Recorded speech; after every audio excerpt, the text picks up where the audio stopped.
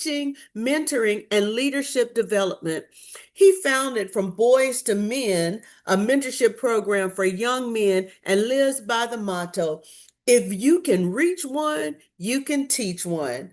His heart to serve, and he will help others grow into their God-given identity. So, with no further ado, Jeffrey, I'm so glad to have you here. We welcome you. Everybody is excited. So let's go. Man, I have enjoyed this so far. But my goal this afternoon now is to talk with men and bring into awareness their mental health issues. Now, ladies, I know I'm focused on men, but I want to share something with the ladies. Married women, women that are engaged, ladies, women that are looking forward to being married. In order to help a man with his mental awareness, you have to be his safe place. You have to be the place that he can go to, that he can talk to, the shoulder that he can lean on and cry on without thinking that he's an imp, a simp, a wimp, or anything else. But the other thing is that you have to be very careful of what he shares with you, don't take it back to nobody else. Because if you break that confidence with him, I promise you, he won't tell you anything else. He won't. Now, there's a couple of things that I want to share, and I'm gonna start off with a story because I was actually in the military, and I got a station at West Point, New York, as a 23-year-old. I was an ambulance driver, and my first case that I went to was a man who sat in his garage with a 22. He shot himself on the left side of his face, and it fractured everything on the left side, but the bullet tumbled and ricocheted and broke everything on the right side of his face. He survived, but what am I saying? Suicide attempt. And that's one of the major things that a lot of men deal with because we don't open up and talk to nobody. I'm gonna give you a few stats from 2022 and 2023. And this is some previous data that was put out. And it shows approximately 36,000 to 40,000 men die by suicide annually. And if you understand why I'm saying that, they said on an average annually, there's 48,800 suicides a year. Now look at the percentage of how many of them are men. But the biggest thing about that is the rate and the age of most men that commit suicide, they're actually 75 and above. And here's what got me about that. And I had to think about it. Why is it that it's older men? Do you understand that most of the time, these are the guys that are alone, they're single, they have nobody to talk to? Because we built that around ourselves, because we have made that a part of our norm because of the world's norm that was set for us. Now check this out. Although women attempt suicide more than men, men die at about 3 times the rate of women. And the stats say men die 21.6% versus 6.4% of women out of every 100,000. I don't want to push into the stats of suicide too much longer, but what I want to do is I want to give you an understanding as to why this matters or factors in mental health for men. And one of the first points I want to bring up is emotions. The biggest problem that we have as men, we were taught to be emotionless. We were taught that if we cry and we show any kind of emotions, and I'm gonna use the terms that's been taught, we've been punks because we show emotions. But in today's society, with a lot of women, if a man show emotions, now they're simps. They have no backbone, they're spineless, and to a lot of people, they're not worth anything. But one thing I really want you to understand is this. What are the consequences of this happening to us when we don't share our emotions? We don't look at the consequences. Well, there's some serious consequences that we have to face. And one of the biggest consequences that we face is men, we sit there in silence. We sit there in silence because we are so afraid of what other people are going to think about us when we talk about our emotions. So therefore we hide.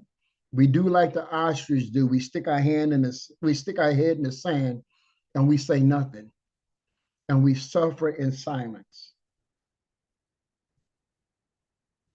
But as we suffer in silence, there's other things that it costs. We face depression, we face anxiety.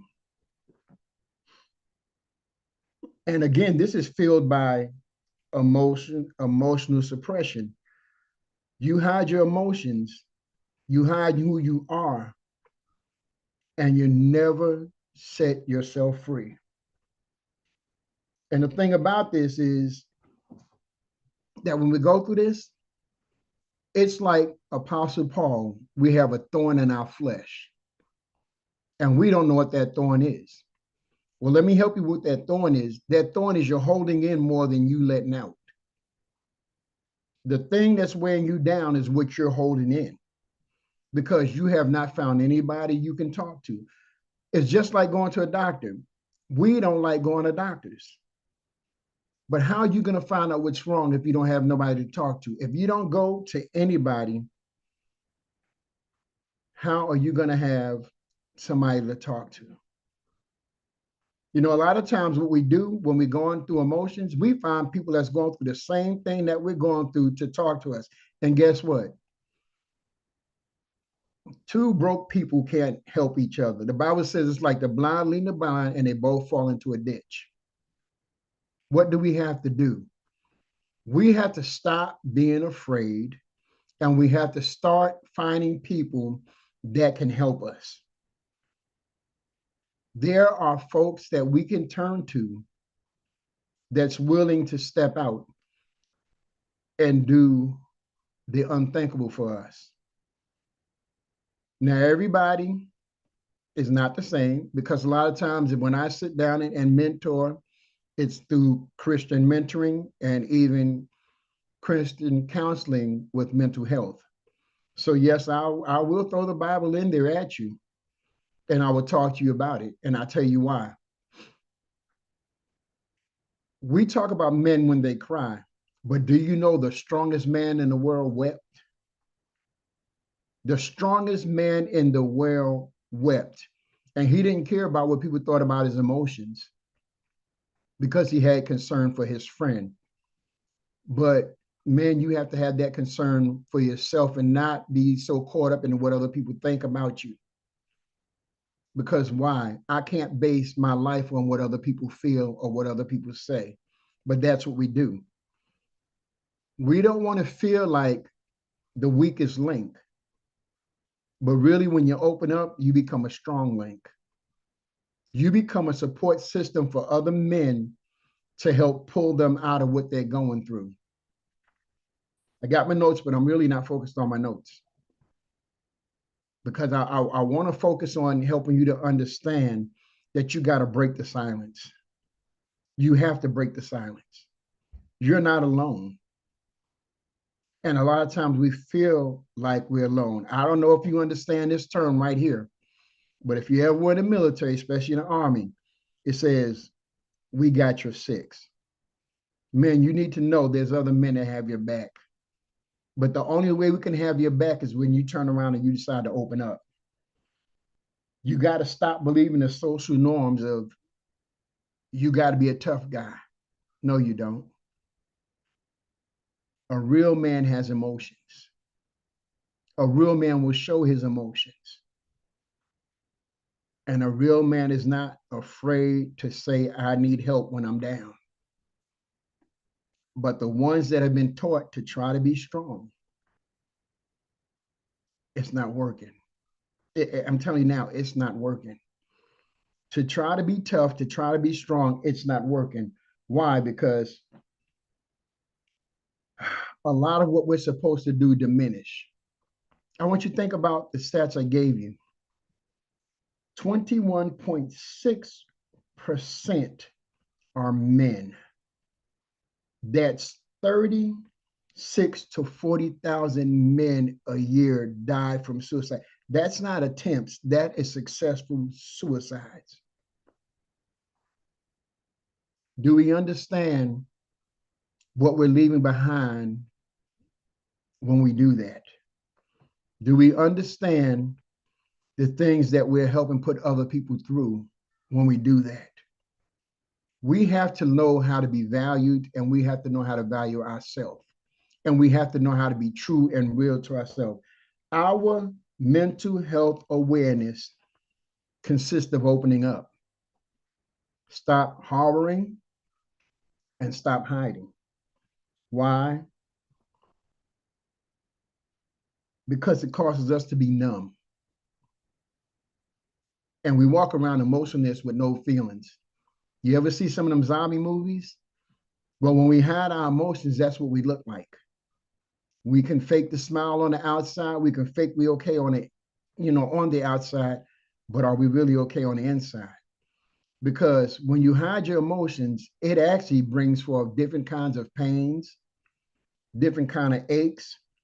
And some of those aches and pains that you're going through are really imaginary. It becomes a mindset because it's a mind thing.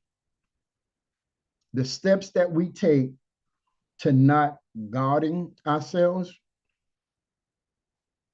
from these mental illnesses, that's what set us up. Now I'm gonna share a story because I'm actually in the process of writing a book called Forgotten Authority. Men, the reason why we are emotionless and we feel this way because we forgot who we are. We forgot who we were created to be. We have allowed everything else and everybody else to come in and dictate our lives.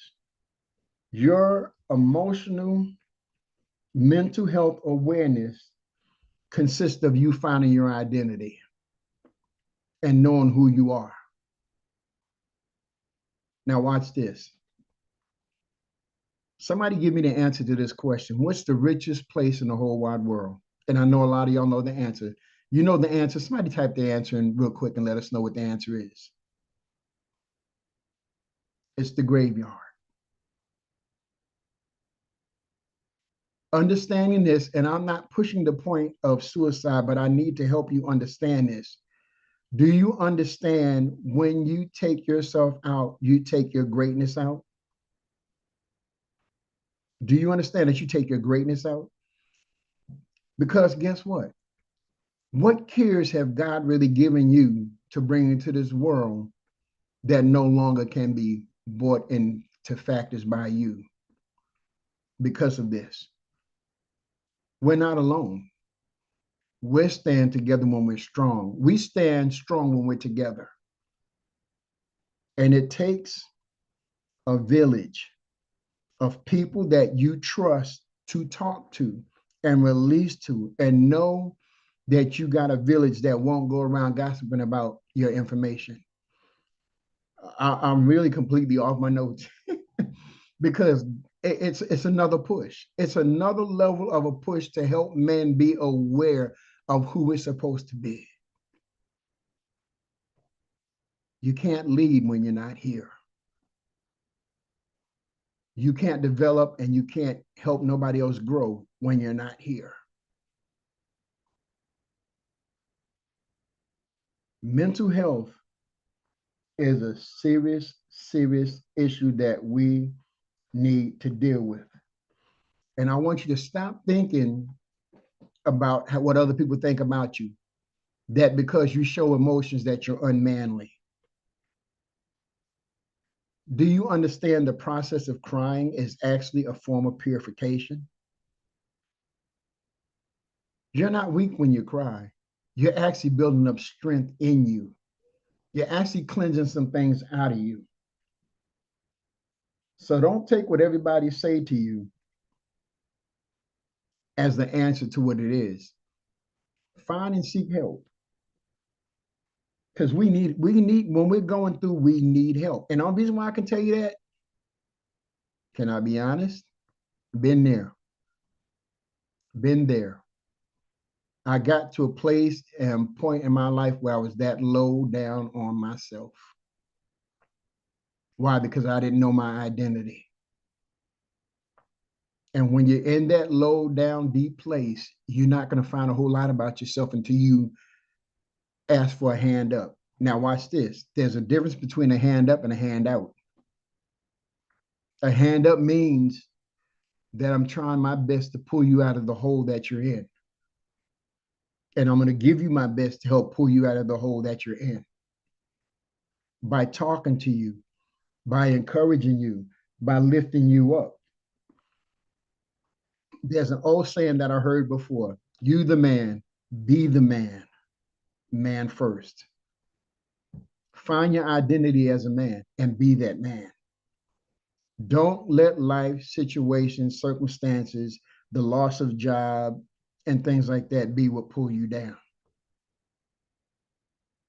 We may not find a job at the same pay rate we were getting paid, but guess what? Find a job. Get back into life. Find the hobbies and the places that you like to go and do to help you. You know, my favorite place is sometime to go sit by the water, whether I'm in a lounge chair, whether I'm in my truck by the water. Find your place of peace and do that for you so you can be the man for your children, for your spouse that you are supposed to be. But again, ladies, be their safe place. Be the open arms that when they come through that door from work, because you never know, and you know that some of these jobs that people have, prisons and cops, they can't tell you everything that they deal with. But can you be the open door, the one that hugs them and tell them it's going to be okay? And sometimes some of the same things you ladies want is what men want. That's just how our day was. Find out what we've gone through and find a way to make it better.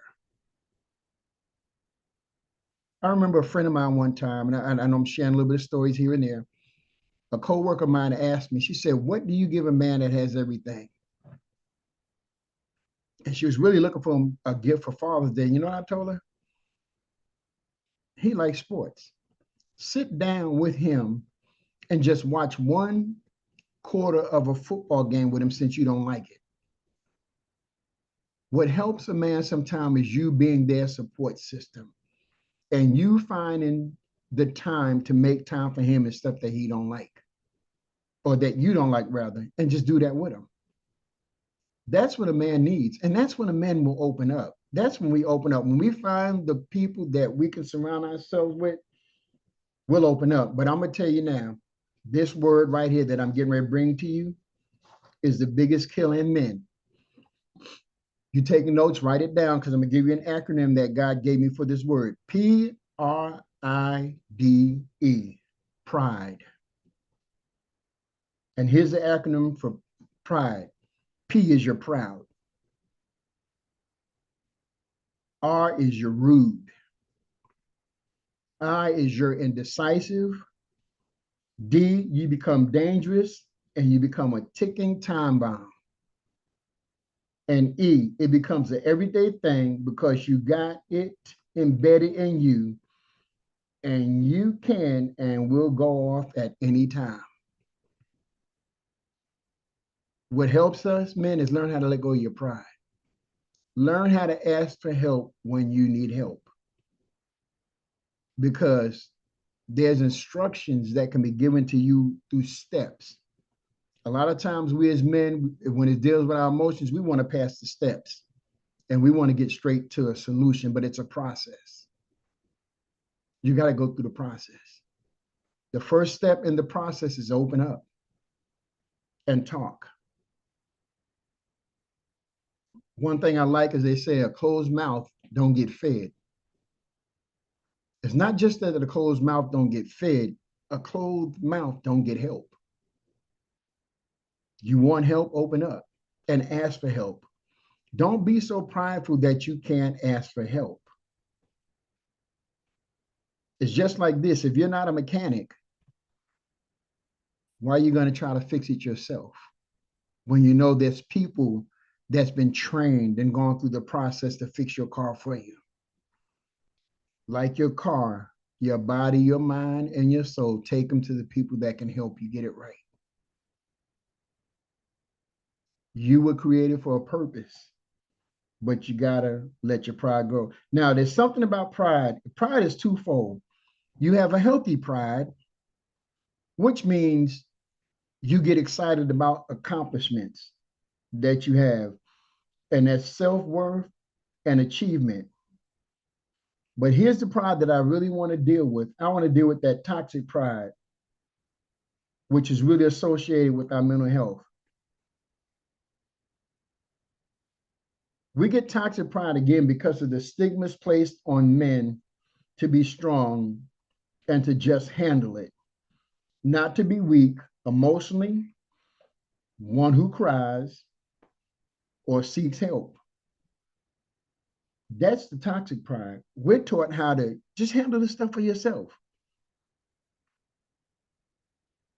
And I can tell you how toxic it can be. I remember one time I worked for the VA hospital. I'm a veteran. So I worked at the VA hospital. I'm just going to share the story with you so you can understand what I'm talking about. I had a situation come up and I called for a supervisor. They never showed up.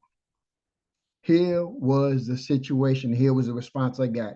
He's a man. He can handle it. Now, can I be real with you while we talking? Because we got to deal with the issues. Telling a man to handle a situation by himself instead of coming and backing him up can cause somebody to get hurt. We don't understand the importance of backing each other up. Men, we have to be there for one another. I'm telling you now, I got your six, I got your back. You don't have to try to handle this by yourself. Because again, look at the results. When you handle it by yourself, it becomes so stressful on you that you want to end it all. And see, I only gave you the stats for men, but do you know it's even higher now with younger people? One of the youngest people to ever commit suicide because of stuff like this was about 6 years old. So do you see how stuff is passed down from generation to generation when we don't deal with it? Man, can we break this curse? Can we break this cycle? Can we do something to help each other deal with our emotions? Can we help each other deal with our pride? Because the best way to deal with pride is to humble yourself and say, I need help.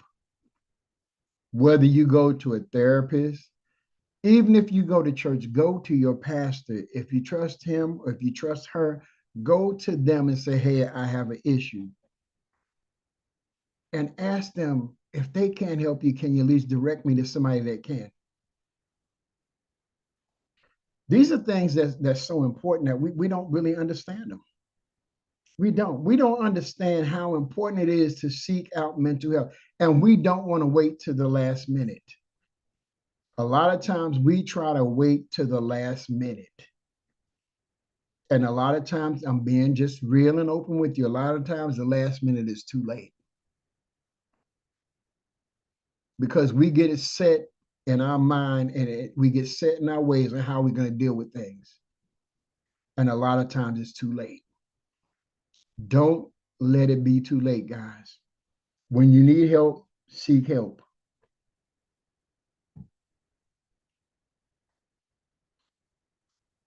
And don't refuse to be vulnerable with your spouse. I'm sorry. Be vulnerable with your spouse and don't refuse to be. Sometimes the right person in your life at the right time is what can break a lot of the cycles of what you're going through. This world has put enough on us. So why we want to add more to it to ourselves? And then why we want to put that pressure on somebody else?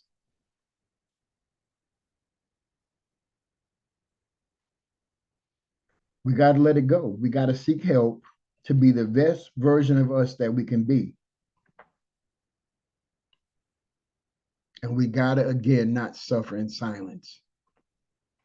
Open your mouth and say something. Open your mouth and say something. You know, there's a song out by a gospel artist called Donald Lawrence. And he sings a song that says, "There is a king in you." And while we sitting here talking, I'm telling you, I need the kings to arise. I need you to arise. We keep thinking that this generation can work well without us. Can I be honest? And I know I'm supposed to be talking about men's mental health, but this is a part of it. Why do we want to put that pressure on the women to step up and be the man when we're supposed to be? Because men, let me tell you something that you need to know. Women are strong, but they can't train your young men how to be men. They need you. They need us to be the men that we're supposed to be. Open up, be real, be honest. When you hurt, say you're hurt. When something's wrong, say something's wrong. We got to get out this mode is, I'm okay. It'll be all right. No, it won't. A lot of times it really won't. Because you know why? Sometimes when we go through this, it takes months, it takes weeks, and it takes years. And some of us never get over it.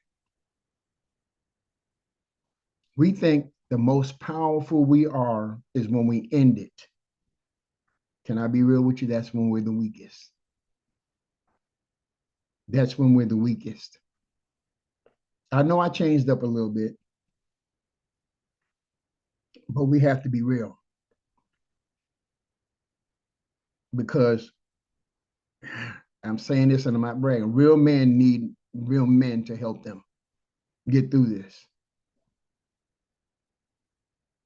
We have to push each other to the point of breakthrough, not breakdown. Our mental awareness needs to start, and it needs to start now. Listen, I'm gonna go back to another story in the Bible, and I want you to think about it.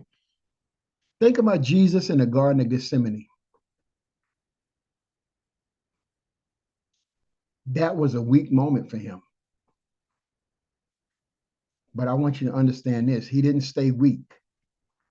He asked God, he said, he knew what was going to take place in his life. And he said, let this cup pass from me.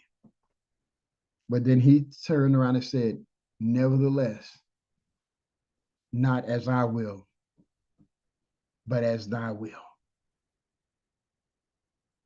Ask God what is the will for your life. Ask him to show you how to shake this thing up, how to shake this thing off. Because, man, I really want us to be like ducks that come out the water. When the weight of the world gets up on us, be like the duck that comes out the water, shake it off. Don't let pride be so powerful that it takes you out. Be strong enough to open up. Again, these things are like they are because we don't want to talk. Let me help you out with something, man. Once you think about it, when you were even young, some of y'all, even when you were younger, when you're in high school, when you and the fellas were together in the locker room, did you talk about everything then? You sure did. You sure did. So now why are we shutting up now? We talked about things that we thought we were great at. We talked about people that we thought we conquered,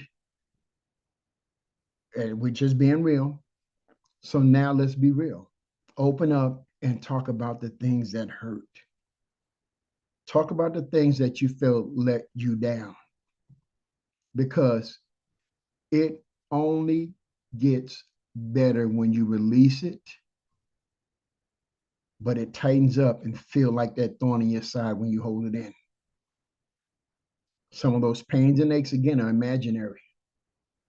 And we don't need to walk in imaginary anymore. Life already puts enough pressure on us because of what they think and how they think we should be. Don't turn around and put that pressure on your wives, your fiancés, and on your children. Learn to let go, learn to open up, and learn to be real. Have that talk. Have that talk. Everybody that you see on that screen that have spoken, they're professionals in whatever God called them to be in. Ask for help. Don't be like the man that when the flood came, he prayed and asked God for help. Well, before the waters got high, they sent the police by, and the police were like, look, get in the car, we're gonna get you out of here. No, I'm waiting for God to save me. Waters got a little bit higher. He climbed up to his second floor window. A boat comes by. Get in the boat. No, I'm waiting for God to save me. Water gets a little bit higher. He gets on the roof. A helicopter comes by, drops the ladder down, said, climb the ladder, get in the helicopter. No, I'm waiting for God to save me. And finally, the waters took him out. He stands before God and said, God, how come you didn't save me? And God had to remind him, I sent a cop car by for you. I sent a boat by for you. And I sent a helicopter by for you. Well, today, God is sending people by to help you. And when they see your hand up and they see you drowning in what you're going through, take their hand and let them pull you out. You don't have to go through this by yourself. Your mental health is valuable. Your mental health is to help you get to that level of where you need to be at. That's it. I'm done. I am done.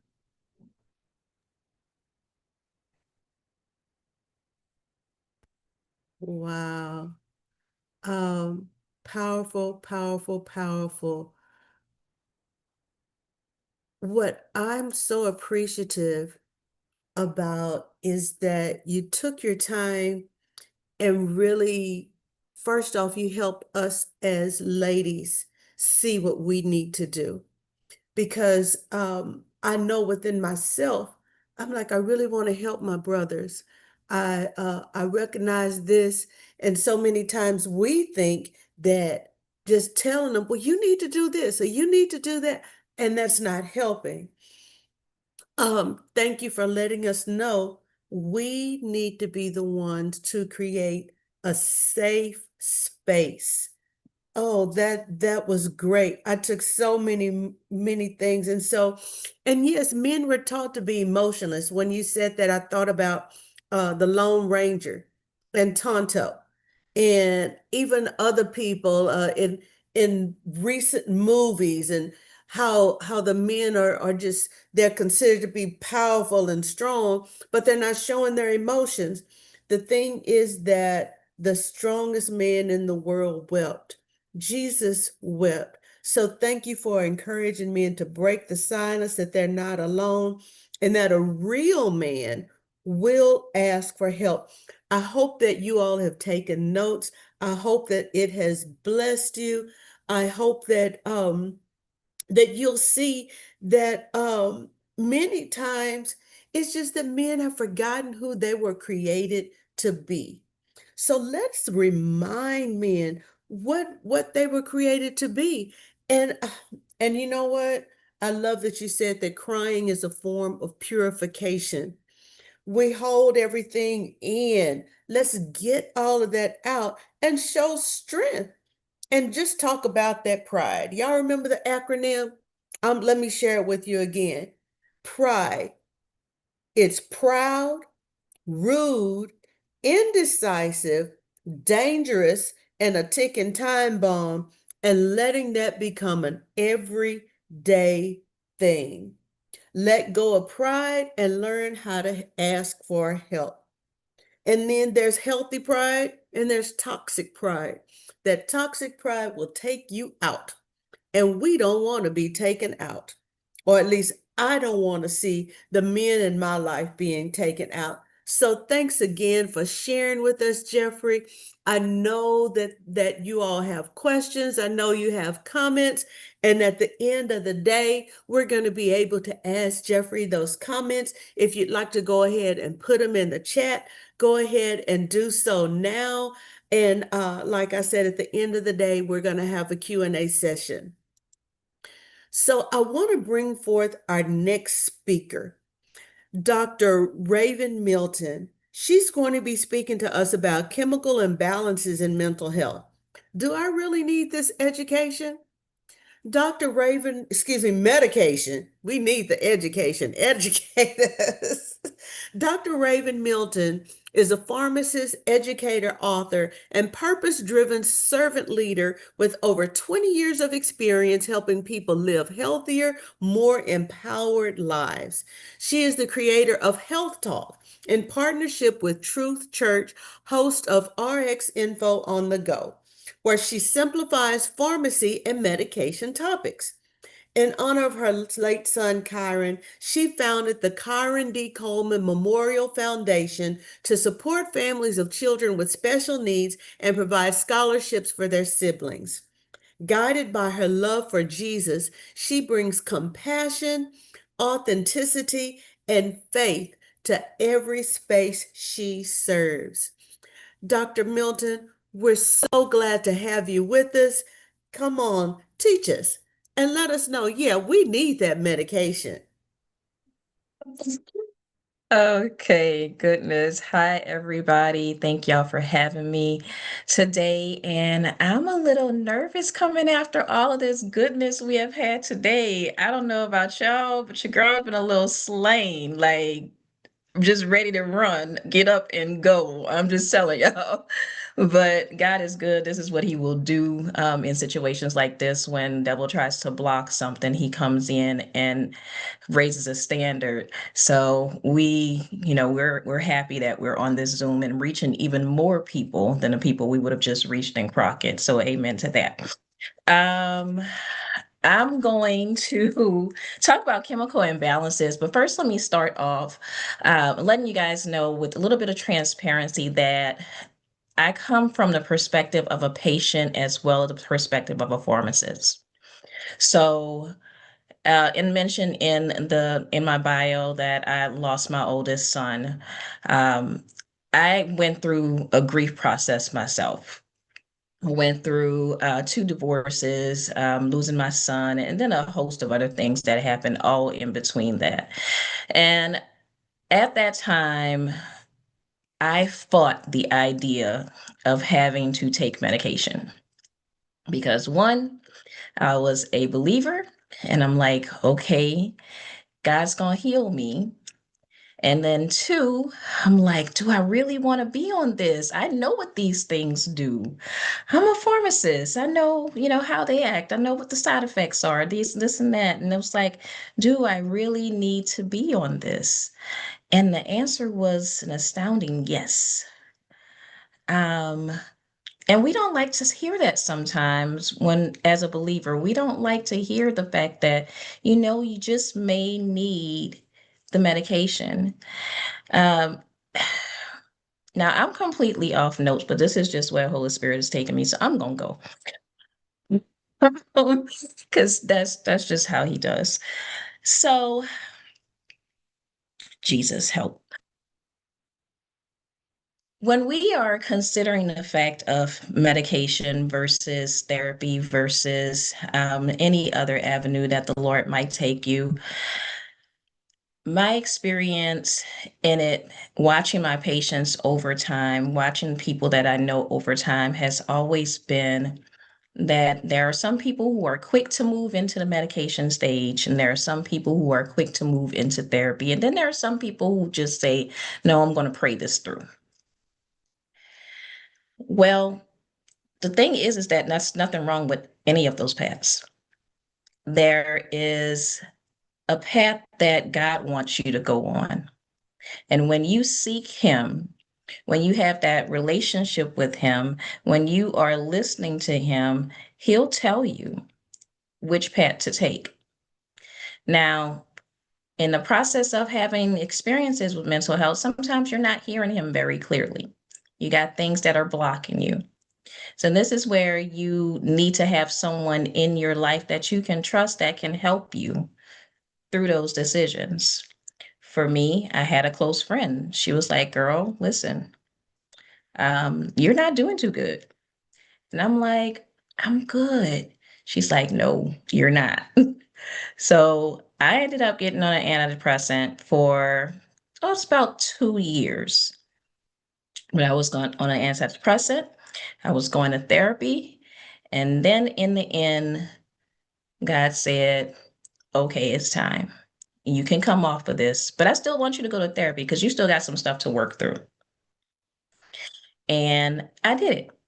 I followed and I got off of the medicine. And I'm not going to say I don't have any issues because, I mean, listen, my oldest passed away. That's always something that I'm going to process. As a matter of fact, on February 21st will be 12 years. Um, 21st, 24th. It'll be 12 years. And that's something that I'm always processing. Every holiday that passes, every year that passes his birthday, he would have been in this year, he would have been 30. Oh, I feel old. Uh, but it's not to say that it disappears, but it's um, how you approach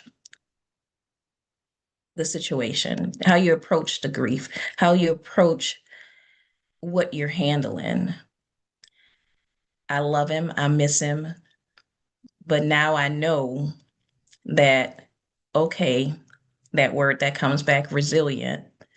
God has made me resilient in this area. So let's talk about the chemical imbalances and what contributes to those and what that looks like, because at heart, God made me a pharmacist. He did. I decided that I want to become a pharmacist at the age of 15, and the Lord saw that I stuck to it even when I got pregnant not high school, in college, my first year in college. He saw to it that I graduated on time, and it was for this purpose right here and now, because he knew what he was going to have me do with that. So, chemical imbalances, when we think about that, we are talking about the neurotransmitters, and I'm going to throw out some stuff here, I'll come back and explain it. They were talking about neurotransmitters. Those are the things that are in your brain that send messages um, to each other, to synapse and neurons. Now, each neurotransmitter is going to say something different. So there's a neurotransmitter called serotonin. That's called your feel good neurotransmitter, or is what makes you feel like you're happy. Um, and with that, it can affect your mood. So it tells you that you're happy or it tells you that you're sad if that message is sent along to the next neuron. There's also dopamine. Dopamine is your reward center. It's like that reward messenger. It's like when you do something good, do you feel rewarded for it? Or, what your response is to that doing something good. So that's dopamine and what message it sends there. There's also norepinephrine, epinephrine. Those are your excitability ones. They also affect your mood and your emotional responses. And then there's GABA. GABA is the relaxing neurotransmitter. So we have all these different neurotransmitters that's in our system, that's in our brain, that are functioning on a daily basis, and we really don't even know that they're functioning. Like half of us don't even know that these things exist until you start to feel something, until you start to all of a sudden feel like you have no motivation. All of a sudden feel like you're just tired and you're fatigued all the time. Um, until you start having these thoughts that are coming from nowhere and you're like, well, wait, what is that? Um, you don't know what's happening behind the scenes, but these neurotransmitters have been there all along. What can happen, and what happens oftentimes, is that there is some type of a trauma or some type of a situation that has happened and come in and altered those chemicals in your brain, unbeknownst to you. Um, God is he's so good and so complex. He built us so absolutely complex. And when you sit here and study the brain and all that goes into it, there's just so much there to break down and unpack. And I wish I had time to do the whole thing, but um, for lack of time on going completely into it all, we were built and designed strategically to allow every neurotransmitter to submit and be expressed in the way that it is, and with a certain amount of neurotransmitters as well. So we're born with over 1 billion neurons that connect to each other. And they're connected by these neurotransmitters that go from synapse to synapse. Um, and when I think about that, and I think about how God just, I mean, it blows my mind, honestly, that He was that detailed in creating us, that He was that detailed in knowing that, we're going to have these neurotransmitters and we're going to have them express this particular thing. Now, when something comes along and happens to you, it alters your chemical makeup. And we don't ever really look at it like that. We just think there's something wrong with us. But in reality, when you have a trauma that happens, it changes how you perceive things. And the reason that it changes how you perceive things is because that chemical imbalance has now occurred. And there are studies behind it that show it. Um, and there are studies behind the medication that we would take in order to help, not necessarily reverse, because it's not necessarily not a reversal, but um, a way to assist is what the medications will do. So let's talk about the medications. There are several kinds. If you have ever talked to anybody who has been on any type of an antidepressant or anything of that nature, you'll hear some of the things that I'm about to say. So there are medications that are called serotonin reuptake inhibitors. Fancy name for it makes you more happy. It's just pretty much the easiest way to say it. It puts back the happy neurotransmitter or releases it more into your system so that you can experience the good things a little bit more, or perceive, because it's all in your mind, perceive the good things more. Now, that's the medication that I was taking. I was taking Lexapro. It was, it increased the serotonin. It said, hey, I know you're going through this, but let's feel a little bit happier. Um, and it did its job for a while. It did. But at some point in time, you or I could not rely on the pill to make me happy. I wanted to rely on God to make me happy. And that's not even a case of happy, that's a case of joy. So I had to go through all those stages to recognize that, hey, this medication is doing all right. It's keeping me stable. It's keeping me, at a level state to where I'm able to function and do all the things that I need to do. But once I pressed into Holy Spirit and pressed into God and recognized that joy that came through, the medication wasn't needed anymore. But it was an assist to get me there. It was an assist to when I was ready, really ready to process with God. When I was really ready to walk through all of those emotions, when I was really ready to walk through the trauma. As a believer, we need to be okay with saying, I need the little bit of the help from the medication at the moment until God processes me in that other area. And it could be that you are on it longer than what you expected. It could be that you are, on it shorter than what you expected. It could be that there are other things at play chemically and physically in your body that make you have to take this medication for an extended amount of time, even if that means it's the rest of your life. That does not mean that God didn't show up. I have to remind people all the time that the people who are in these professions are here because God placed them there. Your doctors, your pharmacists, your therapists, these people who are here helping you through physical situations, mental situations, are there because God ordained them to do so.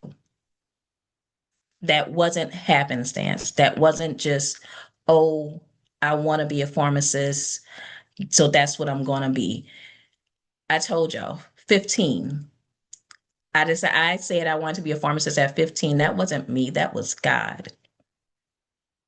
That was him completely saying, this is the path I want you to take, even if I didn't know it then. Hindsight is 2020. I look back now and I see all the things that God has done. And that was one of those that I was like, oh yeah, I did this. No, he was like, no, I did that. It's like, you right, Lord. Yep.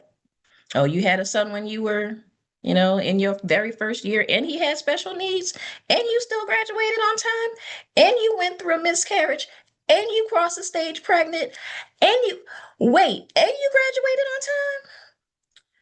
That was God, because he ordained it that way. And I said yes. So the question is always, do I need this medication? Yep. If the Lord said so, you do.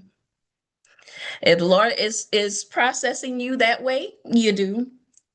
If you feel that you are not able to handle life the way that it is, and you have someone introduced to the fact that, listen, and someone trusted, let me say that, someone trusted that cares about you, that notices that you are off,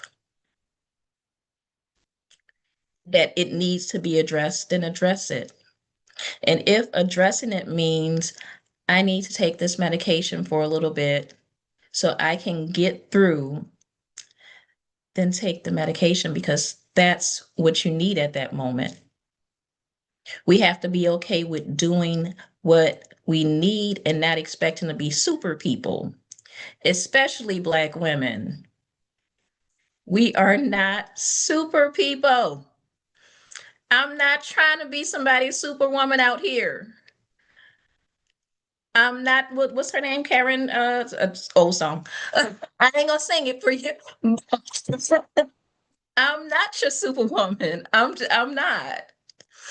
I'm human and I have all the emotions and I've gone through some things in life and I'm still going through some things in life. That never stops because life will life, but God is going to be God. That much I know. That much he's shown me. Um, I got a little more. So there's that stigma about taking a medication. So therefore, we have people that actually try to stop their medication because they figure they want to do it on their own. It's not the best thing to do. And the reason why is because the side effects of these medications happen to um, make you worse than what you originally started if you stop it just cold turkey.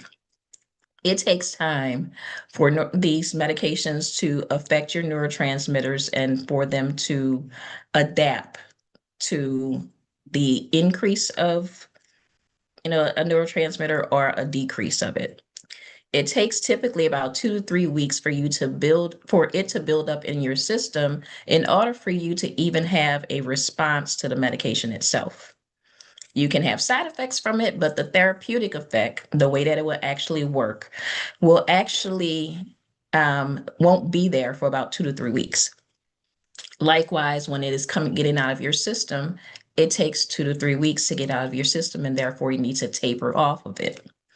Now, if you decide to go cold turkey, you'll experience things like withdrawal symptoms, which means you could have seizures. When you abruptly take a chemical from your brain that's been there for a while and you say, oh no, you can't have that anymore, your brain responds. Your body responds because your body responds to your brain. And we need to be aware of that. I've had patients like do that before, just completely take themselves off, and then they start having complications in other areas and they don't know why. It's because they abruptly took their body off of a neurotransmitter that was working and decided to say, okay, cold turkey, we're not going to be there. I mean, it's the same thing with any chemical that you introduce to your body. It's the same thing with drugs. It's why they have um, these things to, take you off of the medication, like guide you off of the medication. Because when you introduce something, you abruptly take it off your body. It's like a shock to your body. Um, and medically, that is. So, as far as side effects are concerned, the abrupt stopping, we don't want to do that.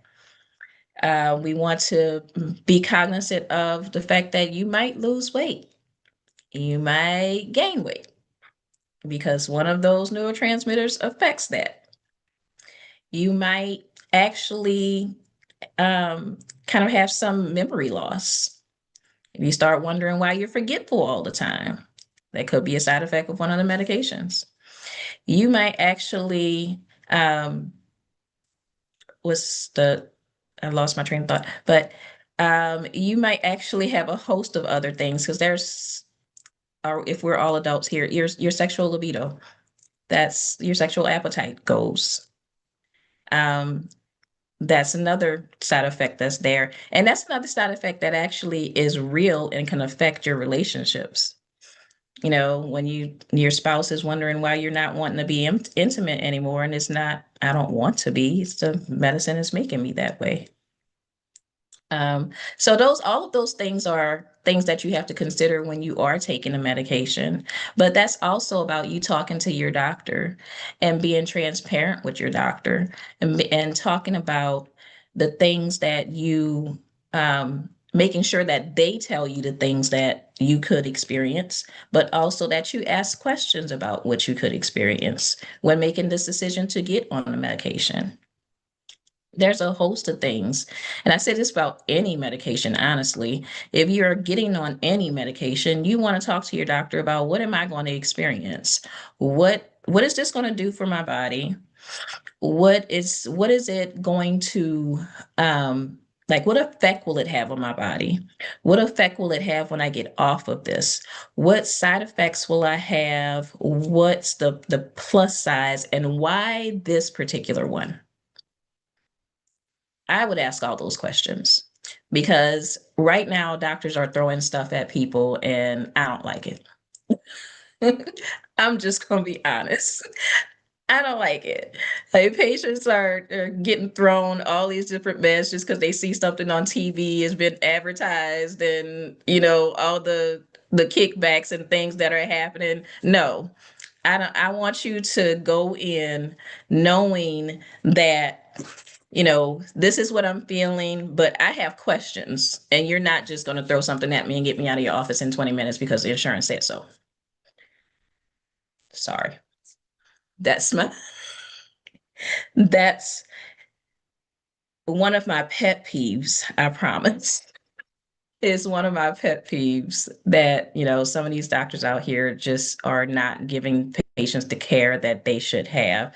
And that's for a whole nother topic. Um, so what you do need to know that your brain chemistry is affected by different things that are external. So your sleep. When you're talking about mental health, self-care is so important. And it's not just a matter of, you're thinking that well, I need the rest, that kind of thing. No, like literally, your body needs the rest. Your brain needs the rest. So sleep is necessary. The way that you eat is necessary because who knows what's in the food that we're taking in and how it's affecting those neurotransmitters. There are supplements and, different dietary aids that will affect your chemical makeup. There's a product called SAMe, SAME, and it's for mood disorders, but it's an over-the-counter product. People will take that thinking that they can try to handle it on their own, and it gives them a totally different effect. We need to be cognizant of those over-the-counter products that can possibly affect your mental status.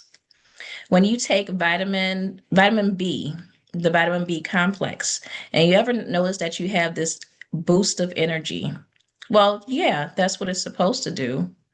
But in a person who is more on the excitability side, yeah.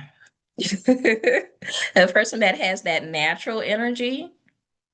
Have you ever seen that? Have you ever seen somebody who's like up all the time, just going, has all the personality in the world, and you're like, how do they have that energy? Let them add a complex on top of that and see what you get. Because that alters their chemical makeup too. Vitamins and supplements can do the same. And we don't, think about that either. So I always have this preference. When I do RX info on the go, I always tell people to ask your pharmacist or your doctor when you are taking any medications, and when you're adding any type of over-the-counter supplement in, because there's so many that's there, and there are so many drug interactions that are there. You need to know what can interact and what is safe for you to take, because everything that is out there, is just because it's out there doesn't necessarily mean that it's safe. Half of those things that are out there were actually prescription before they went over the counter. Point case Claritin used to be a prescription during my time. Like in my 24 years that I've been practicing, it was a prescription and went over the counter. Zyrtec was a prescription. Nasacort was a prescription. All these things that were prescriptions because they were deemed needing to be controlled and not just given to the public to do just anything that they need to do with it or want to do with it, are now in the public's hand, but we're not arming them with enough information for it. We're just saying, hey, oh, we think it's safe. We think you're going to read the package and use it. No. So please talk to your doctor, your pharmacist before you take anything that's over the counter. People are still overdosing on Tylenol and ibuprofen, and those are kind of considered the safest things around. Still happens. But when you don't know how to use something properly, it goes to the misuse of it. And accidental things happen all the time. So the question at the top was, do I need this medication? You will. You very well may need the medication. But if you don't sit with God, sit with your doctor, sit with your therapist to find out, you'll never know. And that cycle of mental health will just keep going in a cycle. And you just end up passing it on. I don't know about y'all, but I'm not trying to pass anything on to my kids. Like nothing. It stops with me. And that's all I got for y'all. Um, I will drop my website and my YouTube page and channel in there. I talk about a lot of on RX Info on the Go on my YouTube channel. I talk about a lot of the different medications that you can use, and with their side effects. And, I go into detail on a lot of the things. I've been doing it for about 2 years because Holy Spirit said to do it. uh, is is wasn't my choice. But when you get that word and you're like, okay, I'm gonna be obedient. So just I'm on YouTube at Dr. Raven Form D. So you can follow me there and watch some of those videos. And if you have any questions, I'm hanging out till the end. So. Dr. Milton, thank you so much.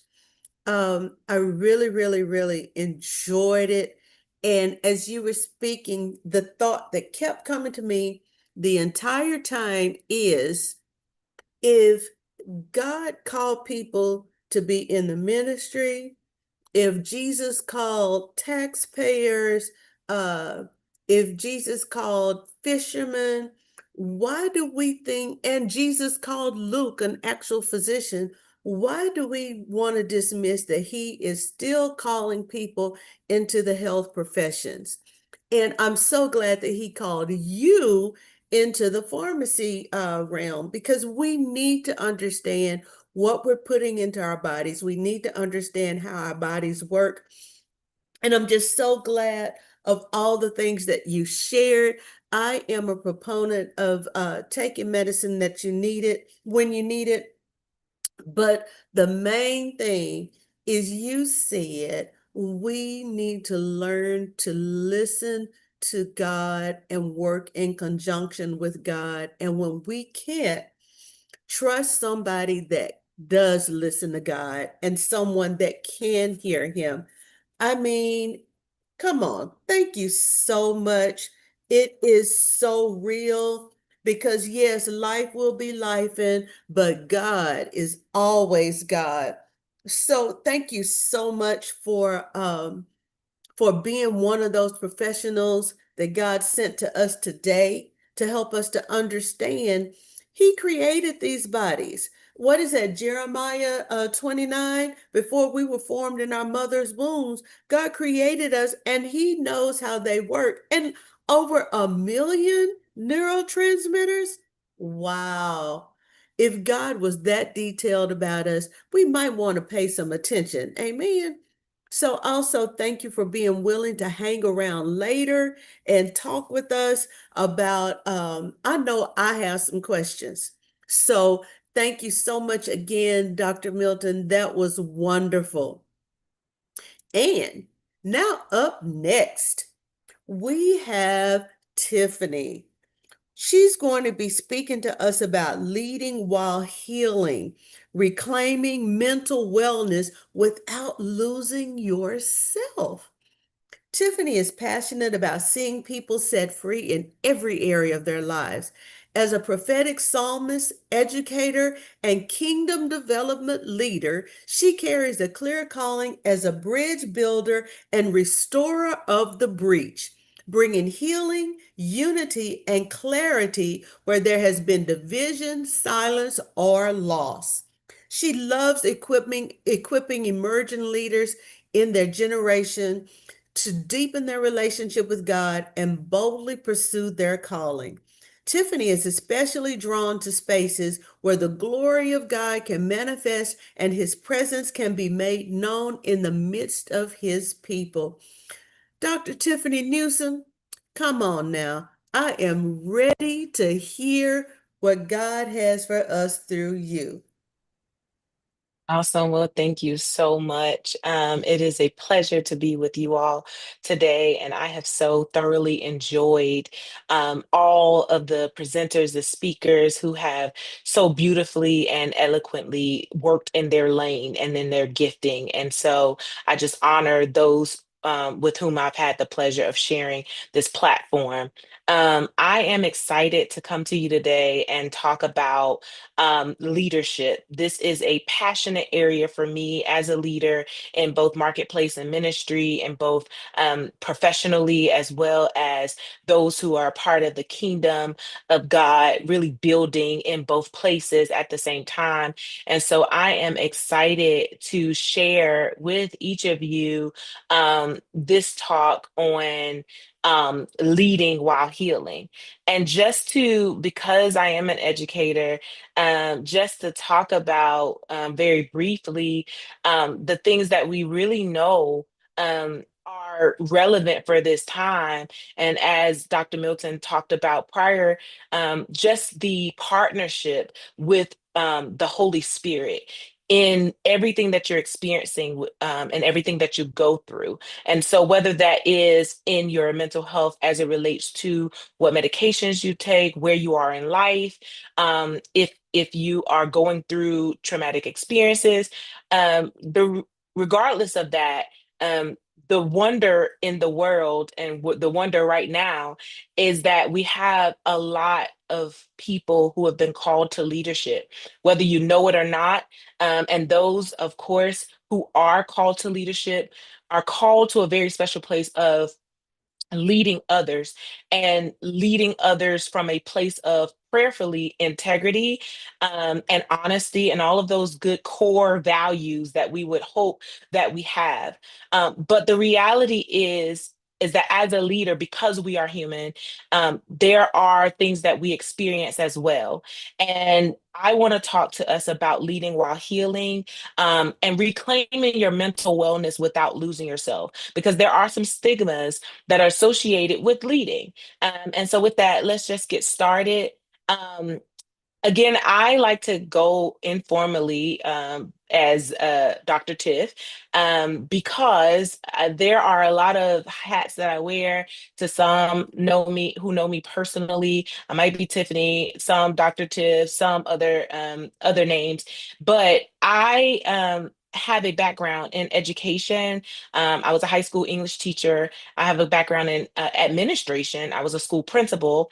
More recently, just 2 years ago, I have expertise in travel as well as in ministry. And as a leader, I wear a lot of hats. That's the phrase that most people um, say. And part of that is me being a believer and a worshiper, a songwriter. I absolutely love writing for the time and the season. Um, Things that will not just stick with us, but help us to, as you heard in the introduction, bridge build and be a repair and restore of the breach. My job professionally is that I train on an everyday basis and prepare school leaders and ministry leaders across different contexts in the marketplace and in the church. That is a passion of mine. And I'm really passionate about kingdom development, mentorship, and maximizing one's fullest potential. And I also am the owner of two businesses, one being really focused on kingdom networking, kingdom strategy, as well as educational resources called Kingdom Educators Alliance, and then a travel agency, which is exclusive experiences. So, with that being said, I share that really because, like me, many of you are serving in multiple capacities as a leader. And so I have a general um, problem, but also concern about the state of where we are in the earth. And let me just say this, that this is a great time, right? I know that there's so much that we hear on a daily basis, and that has merit and it is true. A lot of the things that we're hearing, some of the things that are not. And so I know that through this mentally free summit, we are learning more about just how God partners with us and how we partner with Him. But the state of where we are right now is that leadership is about people's lives. And this is something that I learned from my spiritual leaders, my pastors, Apostle Dennis Lindsay, who often would state this in leadership class. And I absolutely appreciate it, as stuck with me, even throughout my leadership journey, that leadership is about people's lives. Yet, it is often a place that demands strength, it demands clarity and composure, even when leaders themselves are mentally and emotionally depleted.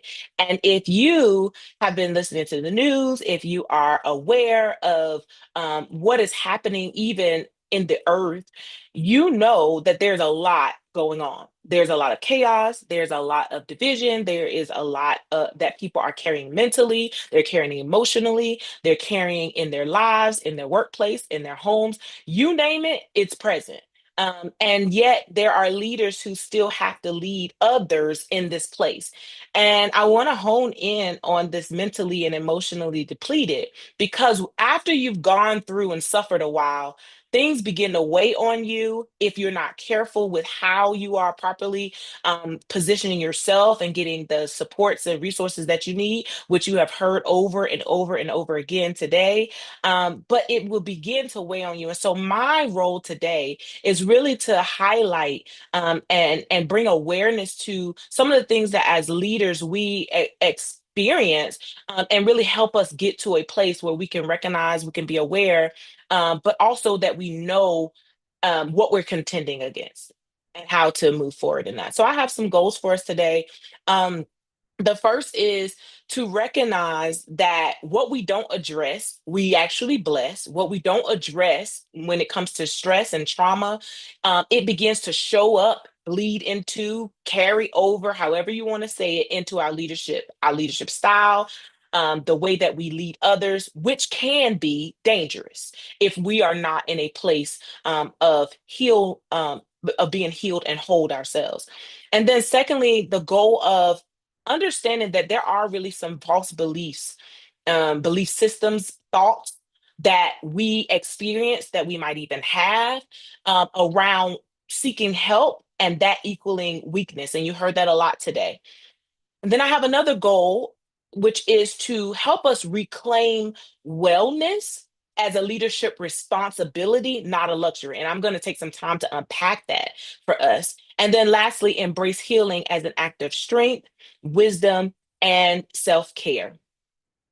So I want to do a leadership check-in with you. And if you don't consider yourself to be a leader, today you are leading, okay? And so I want to ask you that before we talk about, leading and what that entails, I want to invite you to check in with yourself.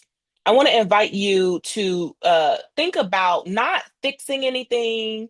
There's no complex problem to solve right now, even though there may be things on your mind, but I want you to just take some time to notice. And I have a couple of questions for you. What part of leadership in your life, as a mother, as a parent, or a spouse, um, even one that others look up to, what has felt the heaviest lately? And then secondly, what emotion have you been managing? Have you been masking or minimizing? And then lastly, what do you need more of right now? Is it rest? Is it clarity? Is it permission? Is it support? Is it healing? And I just want you to engage me by in being in the chat in Zoom or either on YouTube. And I want you to take a moment to think about that. Um, and really, if you feel comfortable, put it in the chat or think to yourself silently. But this is really, as others have said, interactive. But I want to know, where are you today as a leader? You're leading something. Even if it's your pets at home, you're leading. Okay?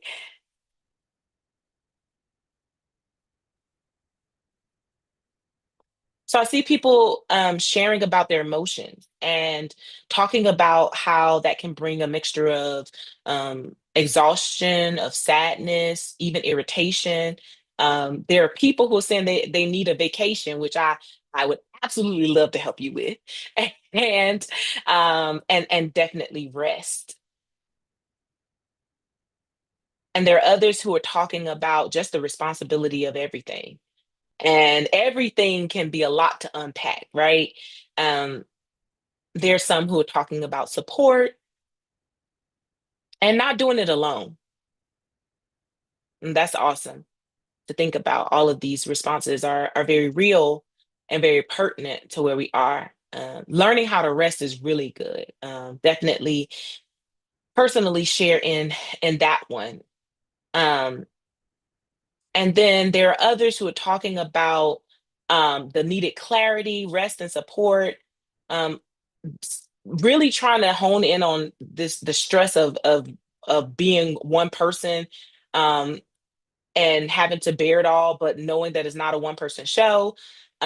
Feelings of being overwhelmed, and clarity needed.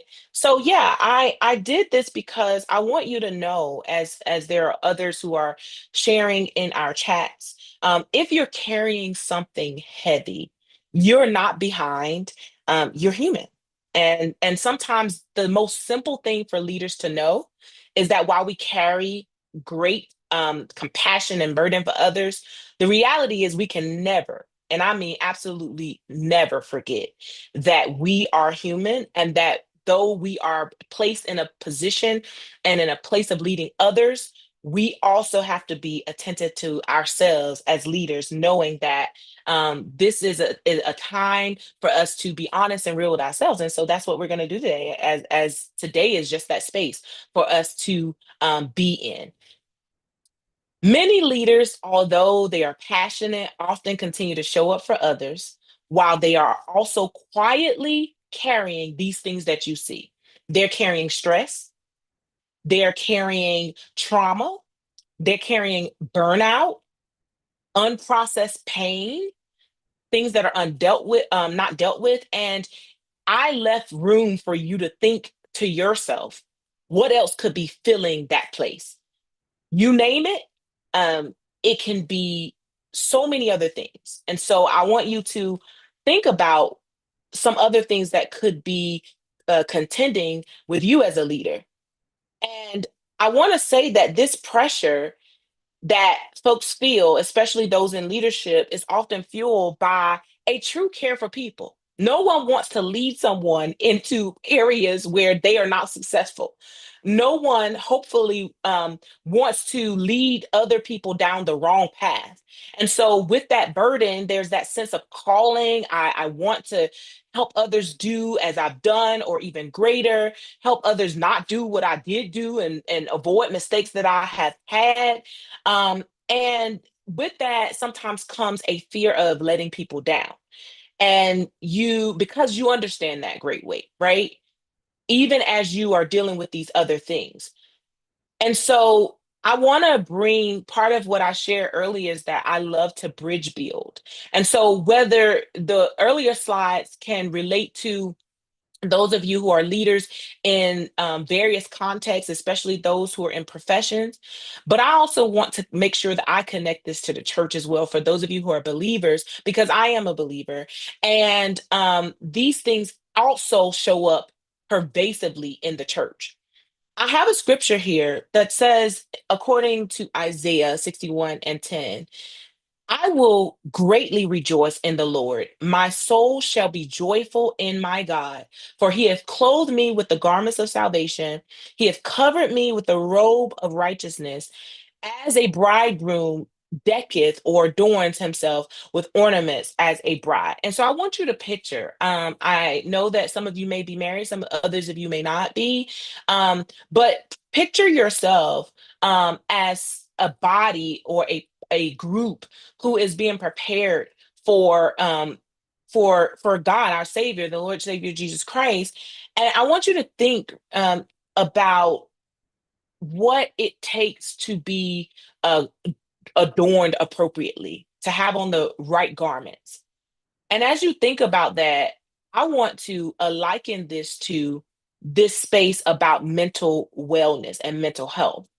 If we are not guarded and girded, undergirded rather, with the proper tools, the proper garments, even for our minds, we are subject to the world's, the enemies, any device that can pull us away from purpose, pull us away from clarity, pull us away from understanding and knowing who our identity is in and what our identity is. It can pull us away. And so, just like this, in the church, we have those who are falling away because they have not done what we just talked about, which is taking the time to understand that as a leader, there are oftentimes that we are quietly, oftentimes things that we're quietly carrying that needs to be exposed, but also needs to be dealt with. And so that is a part of this. So how does this apply with what I talked about earlier? The stress, the trauma, the burnout, the you name it, the same pressure that comes from that sense of caring for others. How does it apply? It applies in this way. I think it's important that as leaders, and you may recognize this particular saying, you took a hit. If you know anything about football, which I'm learning about right now more, and if you know anything about sports, or I think about boxing as well, or wrestling, there is a saying just commonly known, you took a hit. And I have a question for you all. When someone takes a hit, whether it's to the brain, to the arm, to the body, in whatever case it may be, how do you know that you've been hit? How do you know that you've taken a hit? I want you to engage with putting it in the chat and speaking on these things. How do you know that you've taken a hit? Some are saying you feel it. There's a physical manifestation by a bruise, or there may be pain afterwards. And I actually want to hone in on the pain afterwards thing, because the timing at which you recognize that you've taken a hit can be delayed. And those of you who understand anything about how our body works, sometimes you don't feel it right away. You feel the impact, but you may not feel it right away.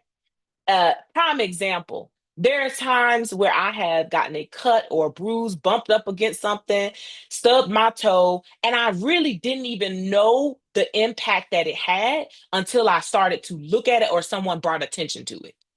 Right? I didn't even know.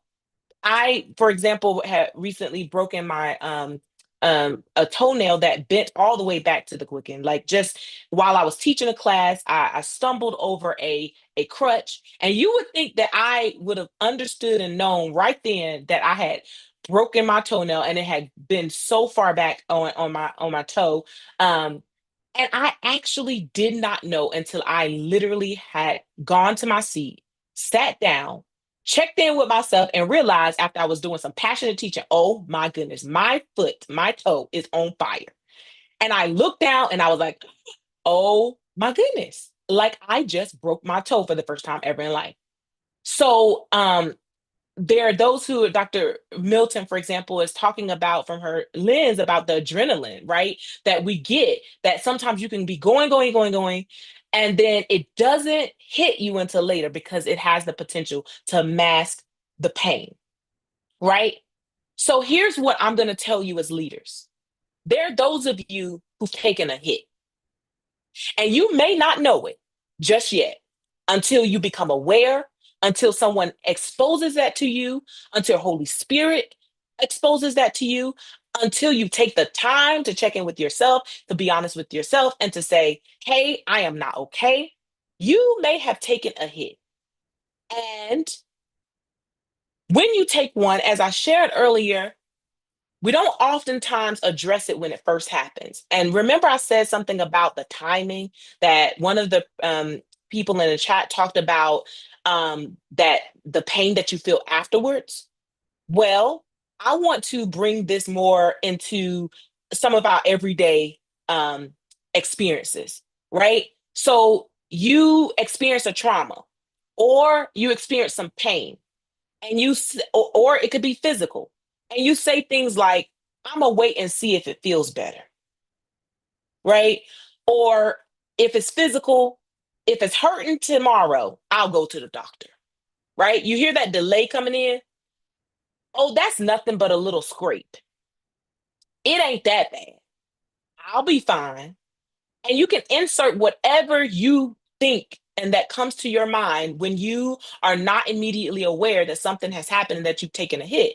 You say all kinds of things. And I know that this is in the physical context, but even in the mental context, I'll go to that therapy session later.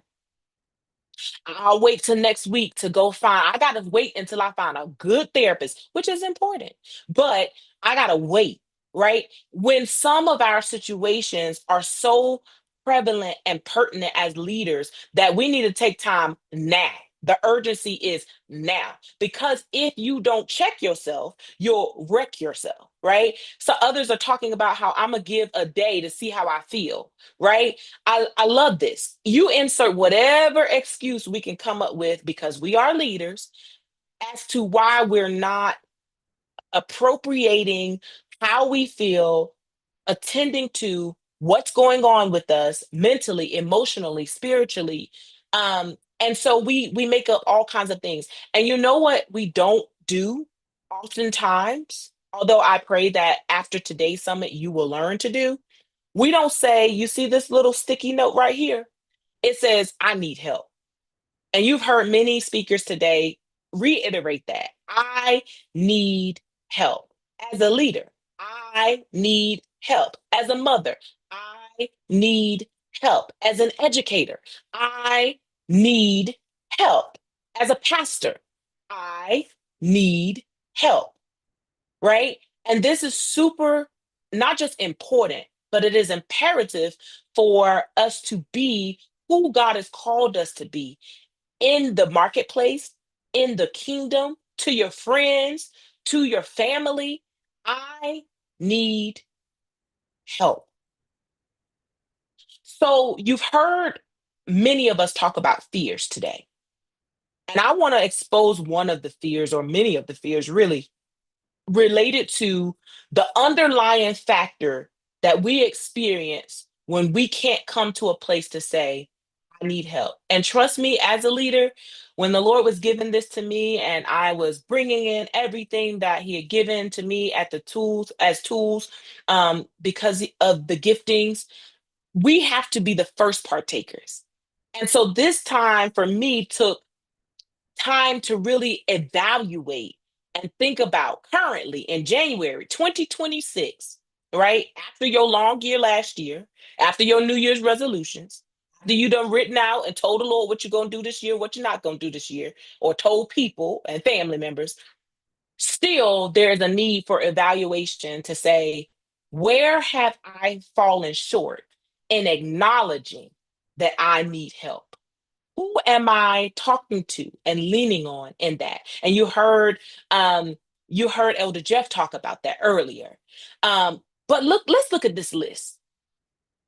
As a leader, we often contend with the fear of being seen as weak or incompetent.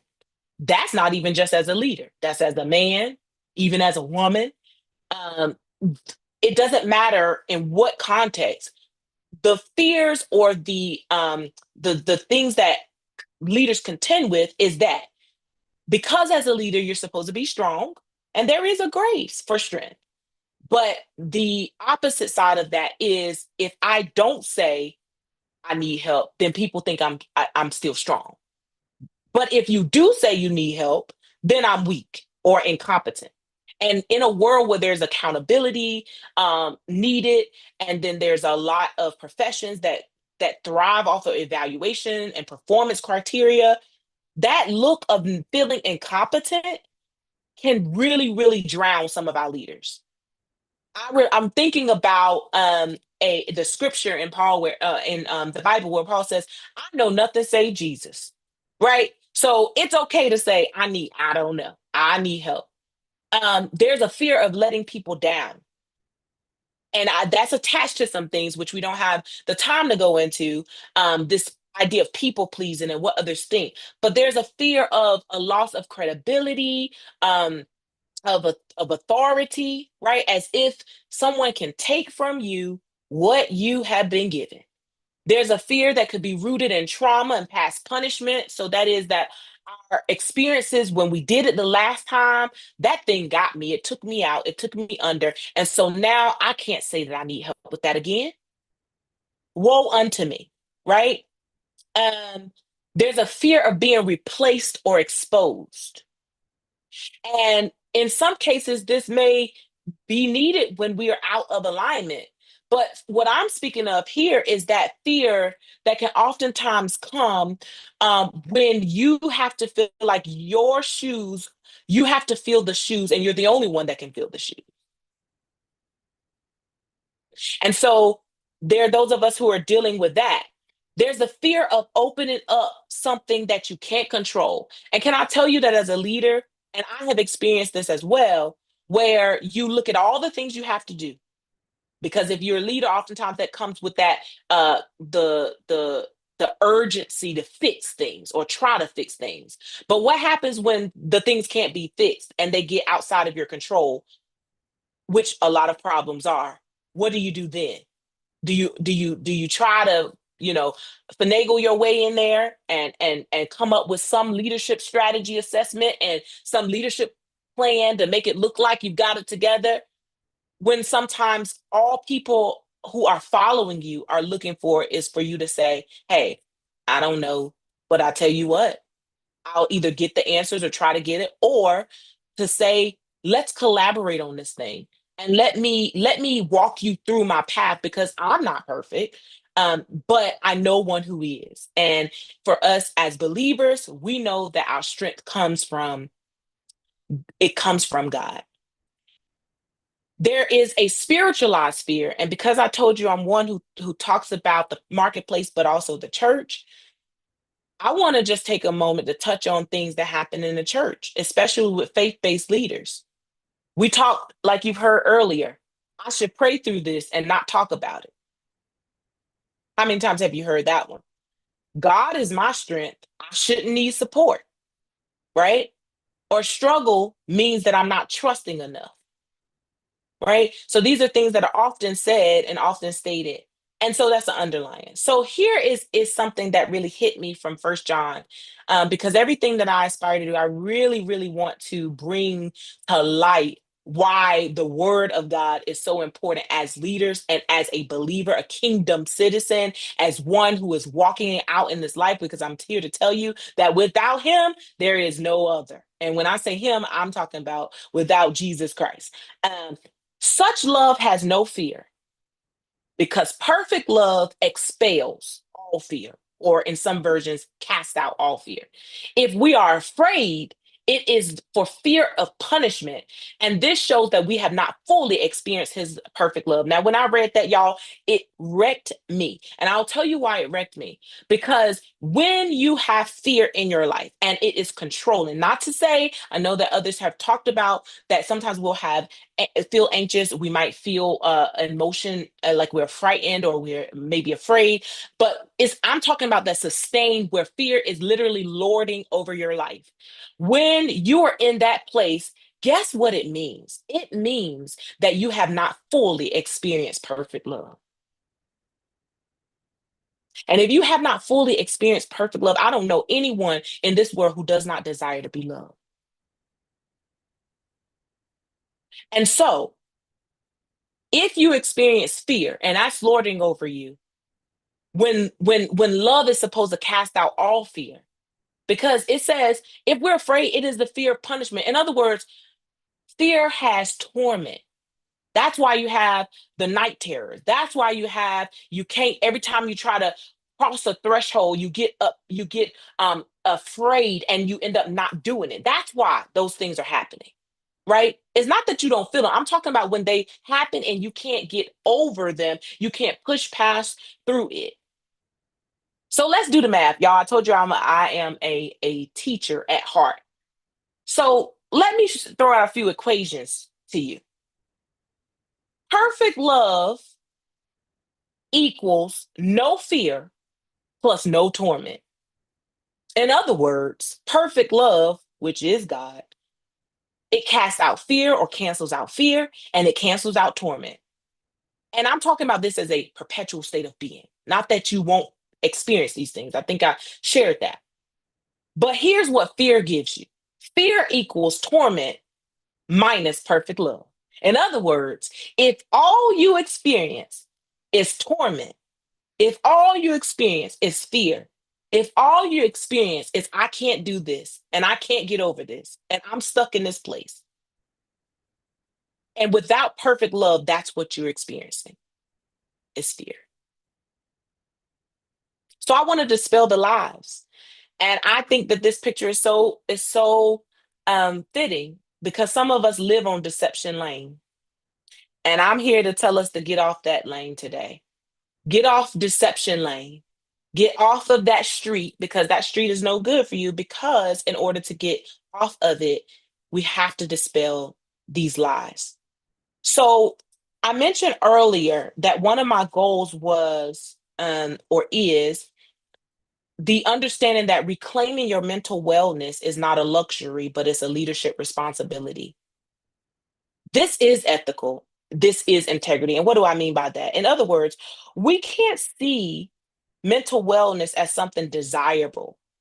If you think about a luxury, it's something that's desirable, it's something that some attain and others do not.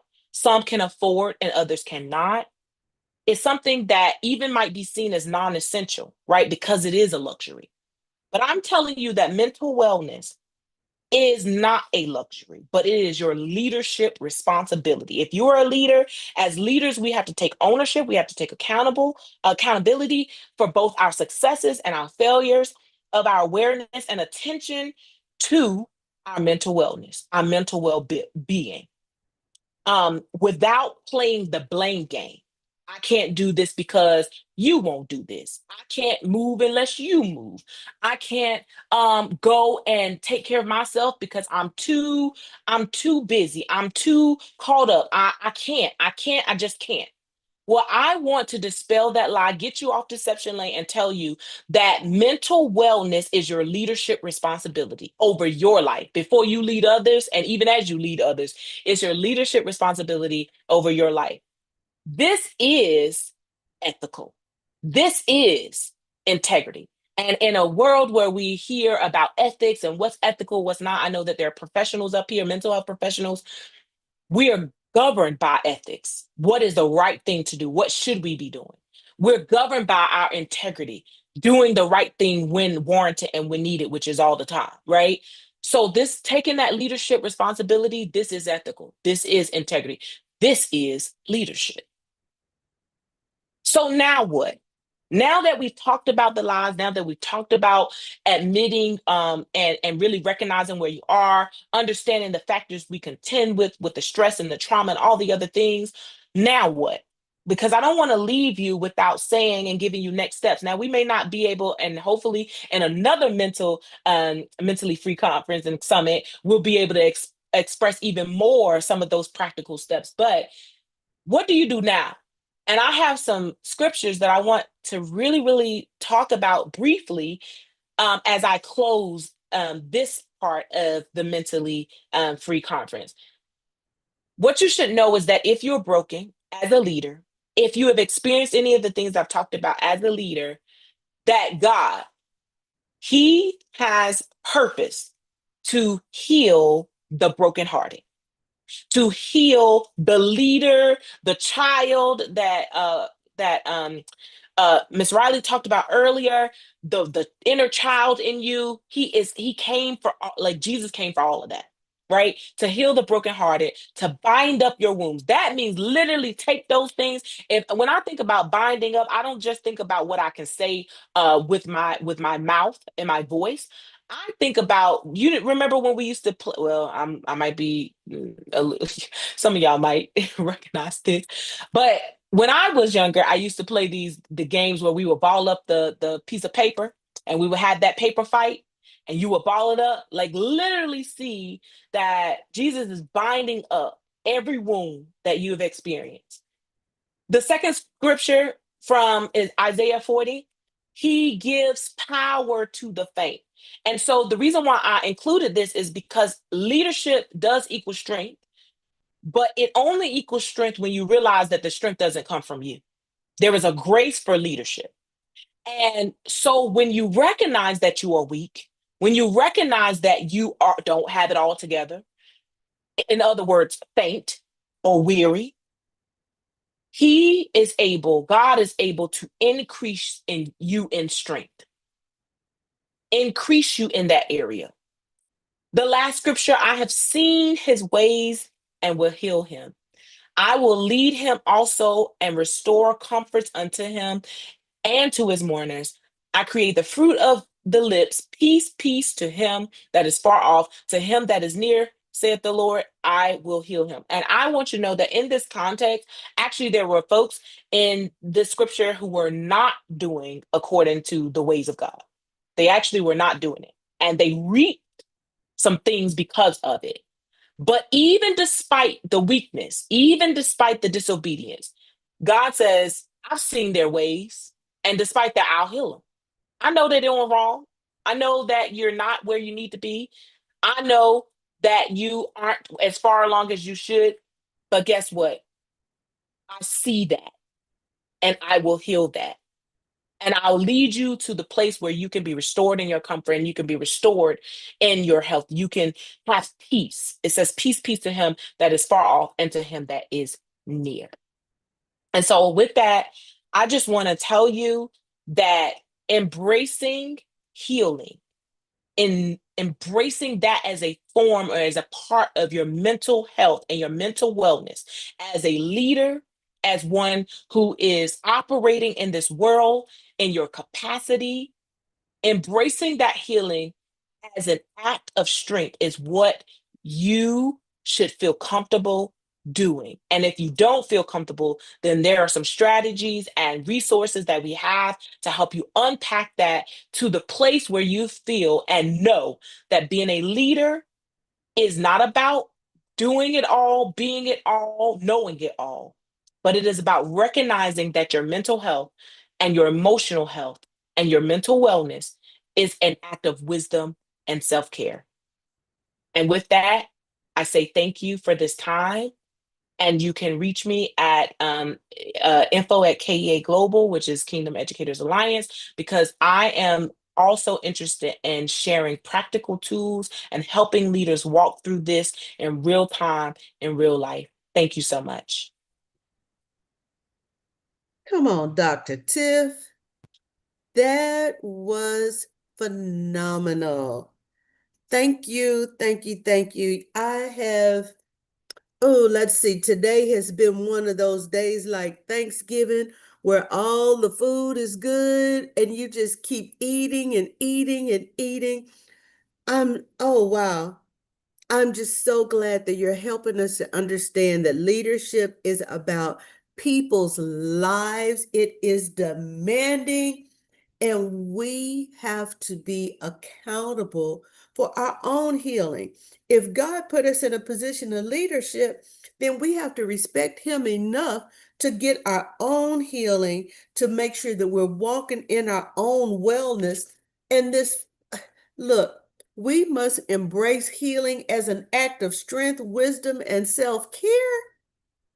It's wonderful. When she started talking about the things on Deception Lane, all I could say was, ouch, ouch. I'm grateful. I am grateful. I am grateful today that thank you. Thank you for letting me know and all of us know it is our responsibility to make sure that we take care of ourselves first. If we're not good, we're not going to lead anybody else good. Thanks again, Tiff, for that. So now here we come to our capstone, we come to our keynote, we come to the acknowledging the person that was willing to say yes to God and bring us all together, and that is Frederica Wooten. She's going to be talking to us about emotion awareness and what is it really making me feel this way. So Frederica is the owner of Mentally Free PLLC, and she has over 15 years of experience in social services and community mental health. She's committed to walking alongside individuals on their journey to emotional and spiritual wellness. As a Christian faith-based mental health practice, Mentally Free PLLC provides compassionate, evidence-based care. Let me say that again. Evidence-based care rooted in the belief that healing involves the whole person, mind, body, and spirit. Grounded in both clinical expertise and a deep Christian faith, Frederica integrates biblical principles with therapeutic practices to support healing and restoration. As a counselor, speaker, and advocate, Frederica is dedicated to helping individuals move through pain toward joy, peace, and lasting wholeness.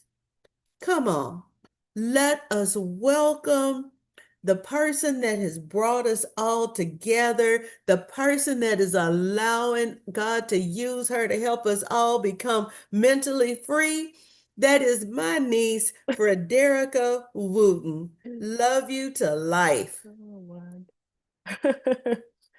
Wow, thank you so much for that beautiful introduction. I mean, you have been emceeing today. I mean, you just, if ever there is an event and the Lord says the same, you will be the MC. Okay. So this has been an amazing experience. I'm just over here, like she said, I'm eating.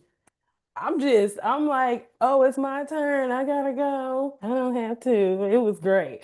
But there is something that I have to say, and I have appreciated every voice that lended itself to this platform on today because how this was knit together, I could not have dreamed that it would have flowed the way that it did, the way that each speaker has spoken from their passion, spoken from their experience, and spoken from their skill set.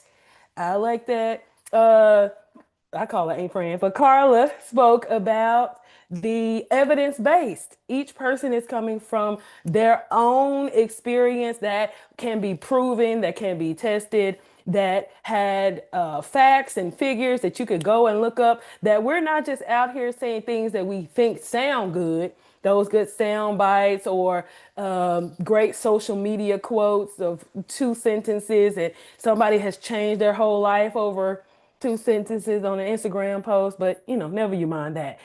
Here, you all chose to invest in yourselves. You chose to like, tag, and share and send it to other people so that they could also experience mental wellness from a clinical, evidence-based level.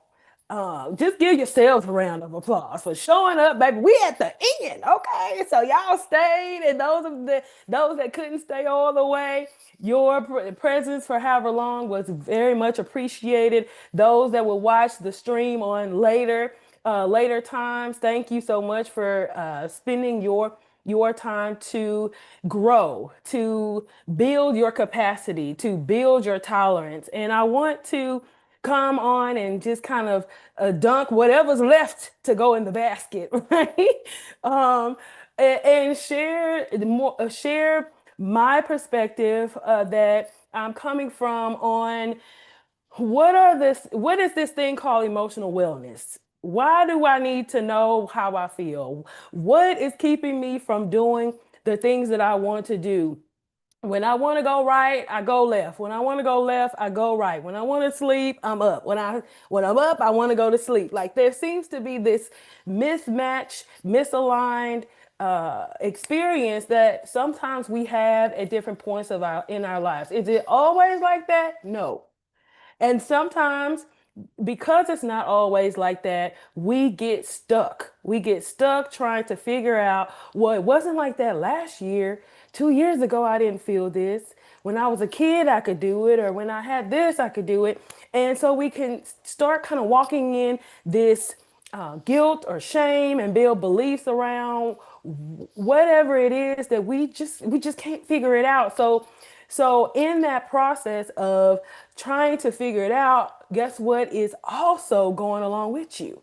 Your mental capacity is going with you. Your physical capacity is going along with you. Your financial state is going along with you. Everything that is connected to your socialization, your friends, your family, your home, you look around your room, you might be like, ooh, this is evidence that something is going on in me. The dishes, the stuff, we just leave the house alone. But all of these things are ways in which you can see how you are showing up in your experience, your lived experience today, right now. You don't need a book to tell you. You don't need a counselor to tell you. The counselor's job is not to tell you what you already know. The counselor's job is to help you explore what you already know, to help it be in a way in which you can get to where you're trying to get to. We're not here to give you the answers. We're here to walk with you on a journey so that you can come into the awareness of the information. So I'm gonna take you back a little bit because when we were younger, how many of us were told not to do something and the reason why not to do it? All of us, because we got parents. Somebody told us, caregivers, teachers. But what you go out there and do? I'm gonna see for myself. It might not even be nothing big. They said don't eat that, it's too hot. You don't want that, that tastes nasty. That's medicine. I don't know. I'm gonna, put myself out there. I used to love chocolate as a kid, didn't know I was allergic till I was older, but that's a story for another day. But there was this medicine. We got Dr. Raven on here, so she can vouch for me. It was brown and it was called X-Lax. Y'all remember that? I thought that that was chocolate. You hear me? Because I knew in my brain that chocolate was brown, and it had chocolate on the paper somewhere. And mom said, "You don't want to eat that because that's not what you think it is." But I snuck and I ate it, and baby, guess who found out? So not everything that we think we want is good for us. We don't have the experience to know it. And if we don't go through that or let those voices in our lives speak the wisdom and just ask more questions, will tell me what makes it not a good, what makes it not chocolate, what makes it not good for me. Not why, what? We want to move away from the why because that can lead us into that blame, shame, guilt game and go into what, which is curiosity. So moving over here to what I'm really on the stage today is to talk about uh, what is really making us feel the way that we feel.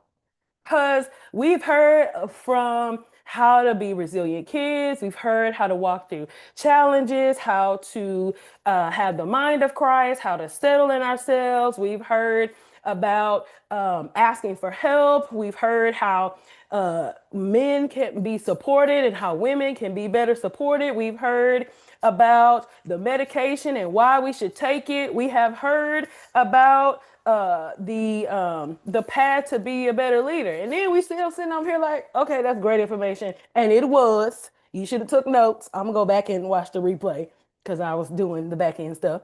But when we still hear all that, we were like, my body just don't want to go. Some of y'all I know had a no rose up in your spirit. You was like, I'm not doing that. I hear it. They said, go rest. Rest where? I got kids, I got work, I got bills, I got 2026 on my neck. It's gonna be February, and this stuff still undone in January. So, what we're gonna do is look at that. What is the reason why you literally can't do it? It's not a I want to and I just don't have the skills. It is a something within you. Your makeup is not letting you press forward. So here's where we're gonna look at. The way that you react, the way that you're acting, the way that you engage with something is not by accident. It did not come from nowhere. It didn't fall on your head and now you just, can't get right. It is something that actually you learned over time. There are patterns that were formed in real relationships under real pressure when your nervous system was doing its best to protect you. Yes, I said nervous system, a part of your body, a part of your lived experience. Your physiology is playing a major role in what you can and cannot do, literally. When we can see that it's something that is actually physiologically at play here, there can be a move away from shame into grace, into curiosity, into permission to move forward. And so that's the goal for today. Now, I'm evidence based, as Carla West said, so I'm going to let you know that I didn't make this up, that there are researchers, teachers, leaders in this, and one of those persons' names is Dr. Frank Anderson, and he shared some information that I'm also going to share in this today. Also, Dr. Richard Schwartz is the creator of Internal Family Systems that I'll be sharing today. Why am I getting this out in the beginning? Because I get passionate. Let me tell you, honey, I'm going to run. You think I'm running fast right now. So I'm getting it out in the beginning so I won't get no copyright infringement because this ain't all of my stuff. But so with that being said, the patterns that were formed in real relationships under real pressure when you was just trying to get through life. Okay, not everybody had a hard life. I get that. But the life that you did have still taught you something. We were all born into this world. We all lived every year and every day of every year we have lived, and that has brought experiences to us. We've all had to have at least one conversation in our life, whether it was sign language, whatever. You've had at least one conversation, whether it's with yourself or another person. Excuse me. We have had interactions, social interactions with other individuals. We have had to go through loss because one loss that I don't think many of us talk about or would frame it this way is every year you have lived, you've passed through one. You passed through the previous year to get to the year that you're in. And so there are things that could go with you, things that couldn't go with you. We think about the physical things, like, if you moved around a lot or something like that. But we also need to look at thoughts, beliefs, and experiences that we had that could not also go with us. If you are wondering why you keep doing the same thing, it's looking like Groundhog Day. And I'll leave the jokes alone because it's snowing in Texas. But anyway, that you want to know why you couldn't do it better or why this keeps happening to you. Well, this isn't a character flaw. It's a nervous system issue that got re-engaged over and over with the same data because it worked one time and it just repeated. It's just repeating that same cycle for each and every one of us. No one is exempt. The leader that leads well may have identified some of those weak points earlier on and changed them and created what? New patterns, new skills. They implemented them. So we're all operating on some kind of pattern and some kind of skill. So it's not character flaws that you're doing. You're in survival skills that have outlived their usefulness. So, when you were younger, you may have needed to go to the room because it was chaotic at your house, or you were an only child and you didn't have to speak a lot. And so you didn't. And now that doesn't work for you because you're in a society, you're an adult, and you need to speak up. You were you can't isolate yourself because you're in a society with other people and they want to see your face. They love you and you like, well, I just don't want to go. Do you not want to go? Is your nervous system having a reaction to being in the room or the thought of being in the room? So healing isn't about trying harder. I just need to push through. I just need to go. I just, I just. No, it's not about that. It's about your nervous system working hard, and it's working so hard to try to keep you safe. Now, I'm not talking about you gonna get robbed at gunpoint. That's not the kind of safe. What we're talking about when I say safe in this context is you want your body to be at a state of equilibrium, homostasis, you know that word back in science, whatever that word is. You want your body internally and externally to be aligned, to have and experience peace, to have and experience joy that Dr. Raven talked about, to be able to experience resiliency that Corey talked about, and overcoming hard challenges that Julia talked about. And so your nervous system is constantly asking, am I safe right now? Constantly scanning the room right now. Am I safe? It's snowing outside. Am I safe? Texas is not bit for the snow, but we're here. We're warm. We have what it is that we need. I went to the store early because baby, the people was out there. But I went early and I got some stuff. And so I'm able to, when that thought rises up, I'm able to give my nervous system information to help it calm down and say, okay, there's a plan. You've addressed that issue. When the answer is no, your body that know that you're not safe, your body reacts before you think. So there is a unconscious experience that's happening around, or experience that's going on outside of your awareness with your body that's happening whether you know it or not. You don't initiate it, your body does. So let's say we talk about the horror movies. I don't watch them. I don't even watch scary commercials. I will change it. I will go into prayer. Baby, you're not finna get me. Okay. So if you hear that, I'm gonna date myself a little bit. That movie Jaws back in the day, that music, it was done, dun dun all the other ones. I don't remember the next part. But when that music came on, you got the little whatever's going on. You was like, oh, the shark is coming. Your gut started moving around. You ain't seen nothing. All you heard was that 1, 2 little beat, and you was ready to go. So your body was like, you didn't even know. So your nervous system, even though it was a movie, it's not able to determine that you're not in the movie about to get ate by the shark. It thinks you're finna get eaten too, and it's looking for information from you and from your environment to tell it otherwise. So let's give another thing. You snapping at people. You walk in the room, somebody say hello, hey, what you want? I don't care. You just hello, how are you? I mean, I'm human. It take me a while to dial up and dial down, and I'll tell you, I had a therapy day, and I don't have a lot of words.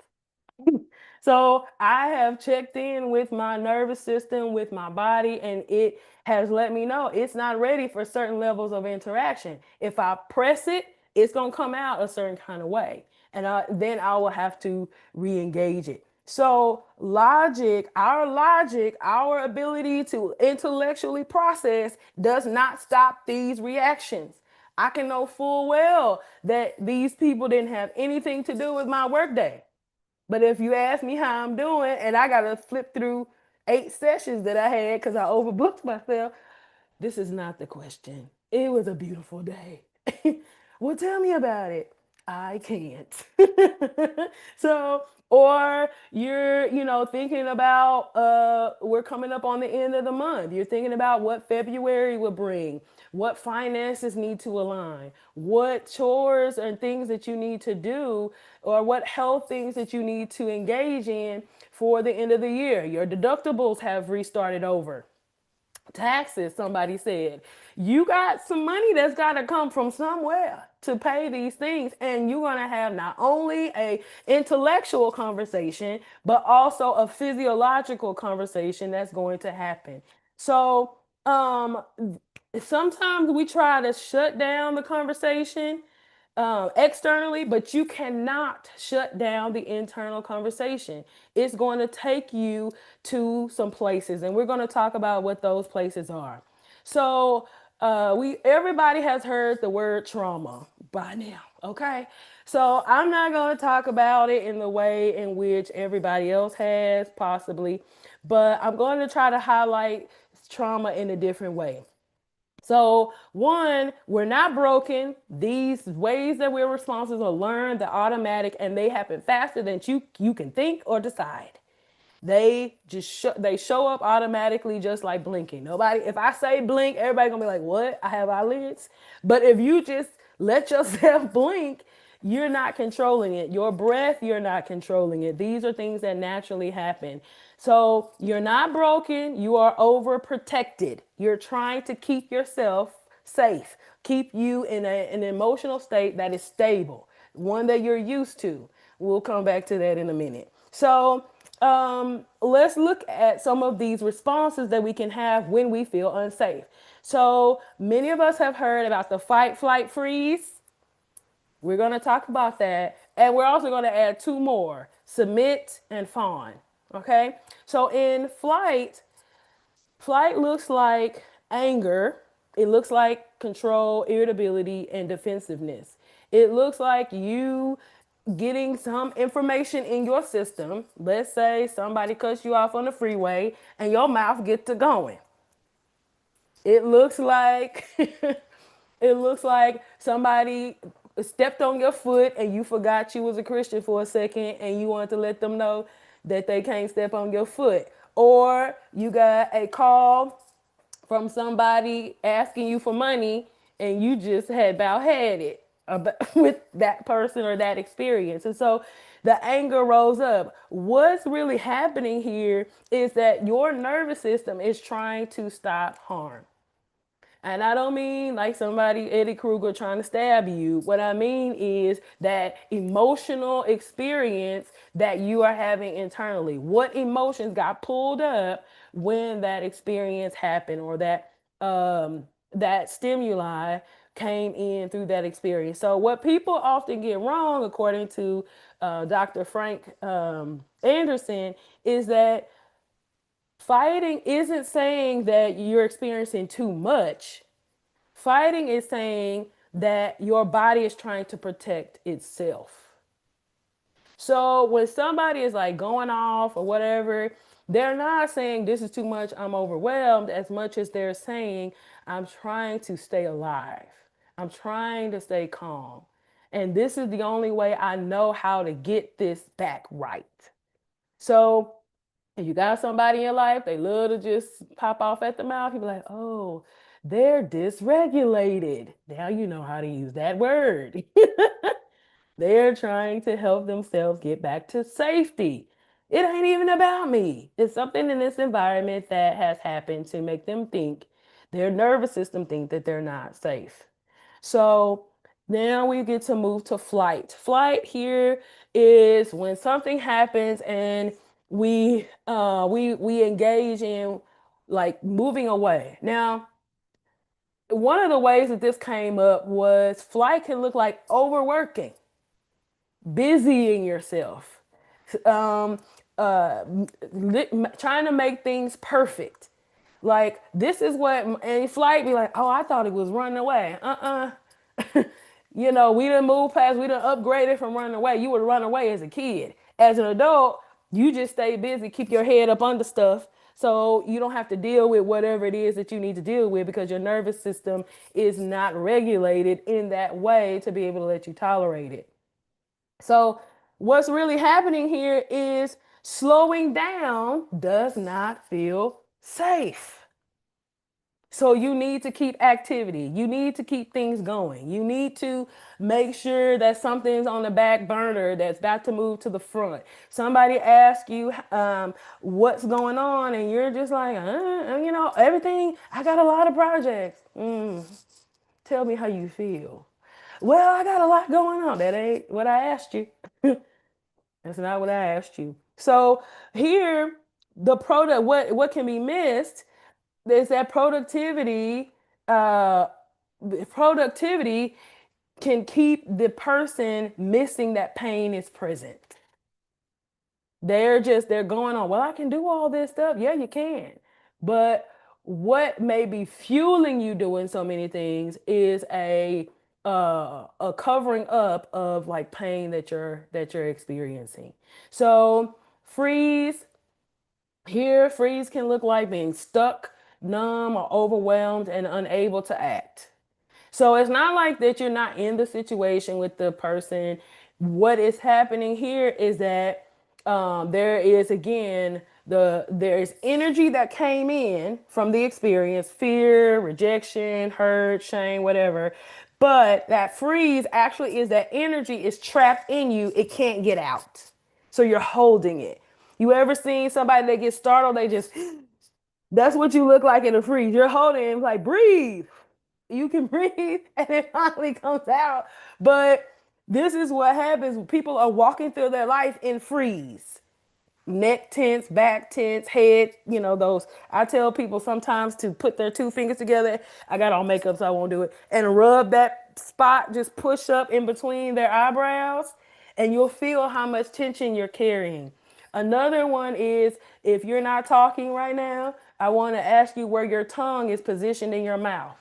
Just think about it. If your tongue is settled at the roof of your mouth, then your body is telling you it's holding some anxious or some kind of energy in it and it's not fully at rest.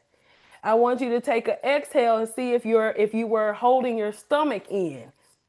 If there's not like you trying to, be, all snatched or whatever, but you're holding in that energy because you're bracing for something. Your body, this is that unconscious tape that's rolling right behind you. So when when you see someone who is kind of frozen, then what you now know is that they're not trying to do that. Their nervous system is holding energy in that moment, not knowing how to release it. So this is not laziness or peace. It's frozen. You're holding that emotion's energy. So, most of us are adults. We've lived a few years. How many things have you went through that you could still be holding? You might not be frozen because it's snow outside. You frozen because of that breakup, that job transition, that car note, that repossession, that task for the 15th time on your desk, having to tell somebody for the millionth time no, or whatever, or yes.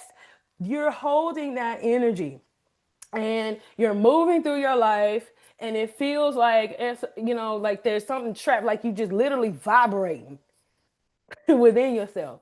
That is literal. Emotions are energy. When you hold emotions, they don't have a chance to flow through you. Your body literally holds them, which is why many of us experience certain sicknesses. What is tension in your head? Hmm? Tension headache, anyone? What is shoulder pain? Tension in your shoulders. How did the tension get there? Energy in your body. When you look at constipation, constipation is you holding, clenching, not necessarily intentionally. Your body is holding on to something in a lot of cases. That's that energy, and it won't release it because it doesn't feel what? Safe to do so. So sometimes therapy or talking to a trained professional can help you in such a way that your skin starts glowing, your body starts moving, literally, you are able to, your hair starts growing, starts falling out. You're like, you know what, this is the best decision I ever made. Yes, because you're now letting it out. It needed an outlet. All the things need an outlet. So, who thought I'd be talking about poo on here? Nobody? That's what you get for thinking like that. But next, so we move to submit. Here with submit is looks like disassociation. And that's not you cuckoo for Cocoa Puffs, right? Disassociation is that your mind, you're sitting in one space, but your mind is somewhere else. Like you're literally sitting here, but you thinking about what you're gonna do for dinner. You thinking about, when you gonna get into bed. You thinking about, Monday. Who finna worry about Monday with all this slow on the ground? Like, anyway. So your mind can be in a different place than your physical body. Many people have said that they've been driving a car and don't remember how they got home, but they got home. What you're saying is you were engaged, your body was engaged in an activity, but your mind or your soul was attending to something else, likely trying to process something that still felt unresolved to what? Your nervous system. Intellectually, you know it happened 50 years ago. Emotionally, it happened today because it's still unresolved. So then we move it. So what's happening with submit? The body is trying to conserve energy when resistance feels impossible. You can't resist. There's no way around it. You don't got nothing else to do, so you just like, well, I guess I just gotta pay him $1,000 because I don't know. I'm not gonna go get a lawyer. I don't know what to do. I guess I just have to, let them cuss. Well, you ain't gonna let them cuss me out, but that person gets cussed out because they don't know what else to do because they're scared, or yes, they just gotta eat the cookies because they don't know what else they can do to help them soothe. They just want to feel better. It's easier than going to a therapist. Y'all do know that the first addiction is sugar, right? When the baby gets sugar, baby, that whole brain chemistry is never the same. Never ever. But anyway, we'll say that for a different day. Then we go over here to fawn. Fawn looks like people pleasing and overgiving and appeasing. It's like, yes, I'll do it. And you actually do it. But you're doing it because your nervous system cannot handle the no that you really want to give, or the distance or the separation. So you find yourself saying yes when you probably should say no. You find yourself showing up at places to save face because you can't tolerate and haven't built up capacity to stand your own ground as yourself. You you regulate yourself through helping other people be regulated, or so you think they are. So your yes gives you safety because that person is no longer a threat to you in your mind because now you gave them something that they wanted. But you stressed. You ain't relaxed. You ain't pooped in 6 months because your body is holding on onto all the stuff that it don't know how to let go of. So, uh, so, so fawning is more of a relational strategy layered on top of other responses. So the flight, fight, freeze, submit, you can have fun in there anywhere. So fun is more relational. Relationship either with yourself or the relationship with or to someone or something else. So here, again, this is not personality traits. This is not how you made. You not just a kind person. No, you nice. And this difference between nice and kind. Nice says, let me go along to get along because I don't want to make no waves. Kind says, I don't like that, but I respect you. Thank you for asking me. No, still. So there's a difference between kind and nice. There's a difference between personality and a nervous system that is dysregulated. Notice I'm not saying traumatized because traumas has taken on a whole other word. We can talk about it individually, but in a big platform, it's better to just talk about what is the experience that you're having in your physiology. So, uh, why one response takes over another, right? So you want to be able to say to the other person, no, I don't want to go. No, I don't want to do that. But you find yourself saying, yes, what time? Or what should I wear? You're like, you practice your no. But when you get on the phone, you hear the person's voice, you be like, sure, I'll be there. With a smile, you're like, I can't believe I said yes. And now you driving guilty and mad. You froze it, right? You got all that energy, you can't move. You get in there and now you fighting for your life because you didn't want to do whatever it was that you signed up for because your mouth said yes, but your nervous system said no. Okay. So you learn this through repetition. You didn't just learn this today. You learned this likely between the ages of 0 to 3. So what would that mean? What were you doing at age 0? What just put it in the chat? What was some stuff you was doing at zero, from 0 to 3? What were you learning? Where were you going? Who was taking you where you went? How did they talk to you when you got there? Were you welcomed? Did they like you? Do you like them? Was fear a part of your experience? When you were hungry, did they feed you? When you cried, did they change you? Did you have to hold how was your attention held by them? Did they give you face to face time? Right? And your answers are going to determine if you are more prone to any one of these four types of responses to emotional pain. If people came, or you had to cry, cry, cry to get people to come, you might be over fighting for your life again. If you cried and they never came, you might freeze. They not coming. I might as well just, you know, or submit.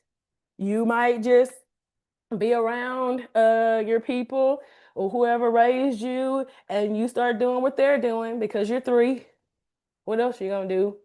If they're loud, if you are observing interactions between people in your household and they are going off on each other, what are you internalizing? Pain. You're internalizing pain. So your nervous system picked up pain before you did, before your awareness of emotional pain was even there. So let me speed up because I can tell you I'm passionate and I have spent my time. But so what we need to do here is look at that our nervous system needs to heal, but it needs to heal through learning to become more flexible. It isn't that you have to always say no or always say yes. It is that sometimes you may need to stand your ground, and other times you can relax it. And you can explore other ideas and ways to think through things. You can pause without shutting down. I think Corey spoke about that.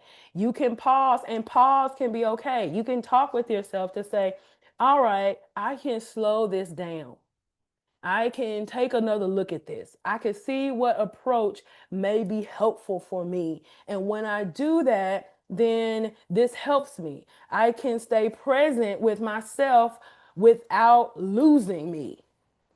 I can stay present in the moment without having to transform and become a different version of myself. Who are you anyway? Where did you come from? Why your voice changed? Have you ever heard somebody that just turn to a new person when they get stressed? I'm like, who is this? So being able to be yourself in all the spaces and ways in which you show up in your life. So healing does not mean getting rid of those other responses because they're automatic, they're natural. What healing means is flexibility. Healing means you have more than one option to go to. Your nervous system knows that it can do more than that one thing. It doesn't have to always people please. It can ask questions. It can say no. It can stay present. It doesn't have to always run. It can hear the person out. It can say, now is not the time. I don't have the literal capacity in my nervous system to hear you. So, so insight alone is not enough. Knowing is not enough. You're going to have to do something to help your body heal, to help your body offload that energy that it is holding, to relearn your nervous system, relearn different ways to show up in the same environment. So if there's conflict going on, a lot of people are like, I don't like conflict. No, you don't have the tolerance for conflict. It ain't about like. Your nervous system cannot tolerate it. You don't know you don't like it. You knew you didn't like it. 0 to 3. That's when you figured out. So you have to unlearn those types of things and relearn other ways to engage. You cannot force calm on yourself. You cannot force yourself by saying, be calm, be calm. Have you ever done that? It don't work. You're going to force yourself into a panic attack. So what you can actually do is get curious. Ask yourself, what am I thinking about? What bothers me about this? What would I like to do now? Where would I like to go and be? Can I leave this room? Where would I go to have to feel safe? What is my nervous system telling me? Where do I feel this in my body? And put your hand there. If you have a chest, where we hold, chest is usually where we hold grief, deep pain, sadness. Put your hand there and say, I feel that. I'm noticing that within me. And I give that permission to lessen, because now that I have acknowledged it, I will come back to it. Come back and sit with it. Get your journal out. So what you are doing is you are creating safety within your own self, for yourself. You live there. You have a soul in the body. If I have more time, I'll go into it. You live in your body, but your body is also having experience too. And your body needs to hear from you. It needs to feel safe with you and in you. If it doesn't, it's gonna act out every single time. Every single clock it. I'll just be watching. I'm like 10, 9, 8, 7, 6, 5, 4, 3, 2, and then it just explodes, right? So your nervous system is asking you to show up for you, to create that safe place, having that internal conversation. It is okay to talk to yourself. It is okay to talk with yourself. If the conversation gets distorted, that's when you come talk to me. And then we can look at that. So only only the one your body, you are the only one that your body believed would keep you alive. You. And if yourself doesn't feel safe with you, then it don't think you're gonna keep you alive, and it's gonna be scratching for life, for its life every time, because it doesn't trust you yet. But as you slow down, as you start asking yourself those curious questions, to engage in building relationship with yourself, then your trust with self will increase. Your nervous system will reset. That's been a word for this today, and you will overcome those things that are bothering you. So, I thank you all for hearing me out today. I know we probably went into some areas that you did not anticipate, but they were all helpful, I hope. So I am going to turn it back over to our MC, and she's gonna give us some closing remarks, and I'll come back with some giveaways. Okay? I mean, like, wow. You know what? Okay, so this is my head. It's just like, pew. Mm, I feel so free. I mm, am telling you, I feel so free. I've traveled through this day. I have recognized the a powerful point. I want you to get how powerful it is to know that I am the one my body believes will keep me safe. But I am also the one that makes the choice to submit that safety unto my Father, who mhm, can help me become more flexible in my responses. yeah. Flight doesn't have to be my default anymore. Mm, You know, submission doesn't have to be my default anymore. I can be more flexible, and again, just the whole makeup of understanding how to build resilience in our children. How can we can be more resilient by us being more resilient and us building that up in our children. Then when we get down to these responses, we're developing really, really good nervous system responses in our children. So we can better raise super kids. And it's our mindset. We have to have the mindset that we are able to do this. We can walk it out. We can become more flexible by walking it out. We can help whether we're male or female. We have a responsibility in this. We can work together and we can get it done. We have to realize that our men are kings. Create a safe space for them. And our men realize that your design is not a lack of emotion. Take those emotions, submit it unto God, and deal with it so you won't be experiencing chemical imbalances. Those chemical imbalances come about, and we have our mental health issues. And sometimes we actually do need to have that medication to get us back on, but we have to partner with the Holy Spirit so we'll know how to deal with these chemical imbalances. Because if we're going to lead somebody, we have to be healed. That's our responsibility. We have to do it with the mindset of we can be healed. And all of this has made us more emotionally aware. All of this has made us be more mentally free. So I'm going to go back to the flyer. Okay, y'all remember this flyer? Look really, really good. It said, are you feeling anxious, stressed, or overwhelmed? Make your mental health a priority. Receive valuable tools, services, and resources. Explore the support essential for you to flourish and maintain a balanced lifestyle. Take charge of your well being. Did we not do that today? Oh my God. I just love it when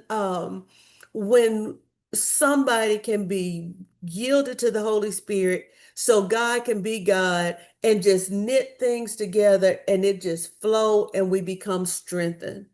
Thank you, Dee Dee. Thank you to each one of our speakers. Oh my God, you are masters and doctors in your respective areas. You have helped us to grow. You've given us so much to feast on. I have about 8 pages of notes, and I'm not even a note taker. So, look, thank you, thank you for Derek for giving us a safe space to grow and heal together. I am looking forward to the next one.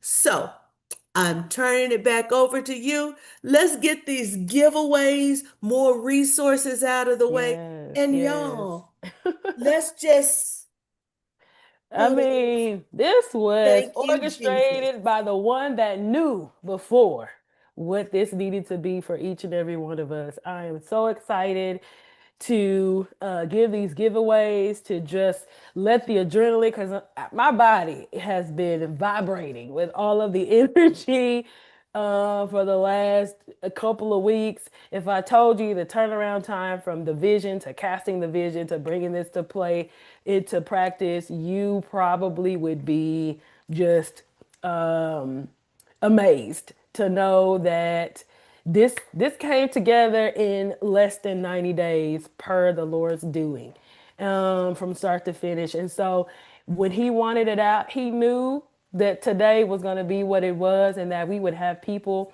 available to be a part, to share, but also you all that participated. And so we have some things for you that each of the speakers have volunteered their resources to share so that you don't have to let this be the last time or the last thing that you hear, although it will be on YouTube, right? You can allow yourself to connect with them. We will gladly share their information here in a bit, but also to go and do these giveaways. So we have the first giveaway is from Jeff Allen's book, and his book is called Dead Things, and I'll let him give a recap after, or a cap of it, right after we see who wins it. Just give me one more second to share my screen here. so that we can see who is going to get it. All right.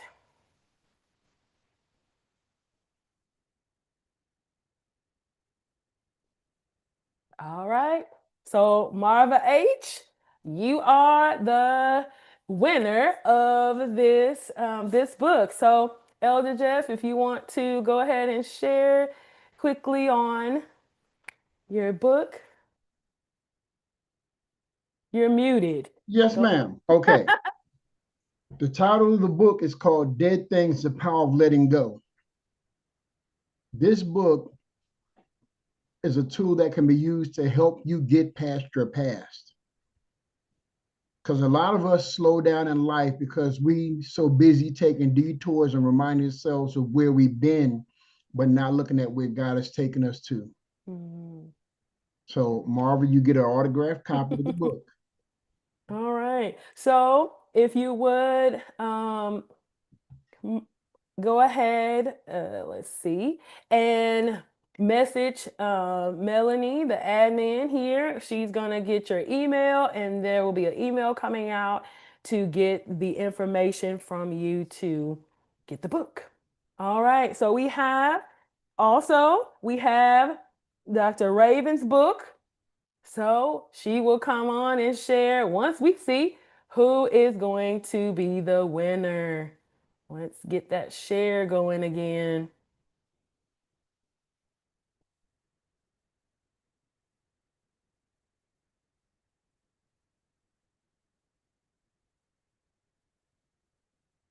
All right, Jaleesa, this goes to you.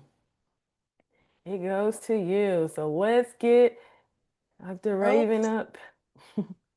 hey. Go ahead. So this is the book. I don't know if you can see it. I probably got Put it it right in on front my of you. There back. you There go. we go. So it's Health Talk, prescriptions for everyday living. This is the mental health edition, and it was pretty much going off over some of the things that I discussed today, but there's more. It talks about anxiety, depression, and the chemical makeup of the brain in detail. Um, and it's just kind of like showing you how God sees all of these areas in your life, Mhm. not just from our perspective, but from his perspective. I always say that it's our body, but it's his perspective because he created it. So All there right, you go. awesome. Thank you so much for giving us that synopsis. All right, one I want to read too. All right, so we have also from our wonderful MC of the day, Carla West. She is providing mediation services to whoever wins. So she's gonna recap that or tell you what that entails once we see who gets it. All right.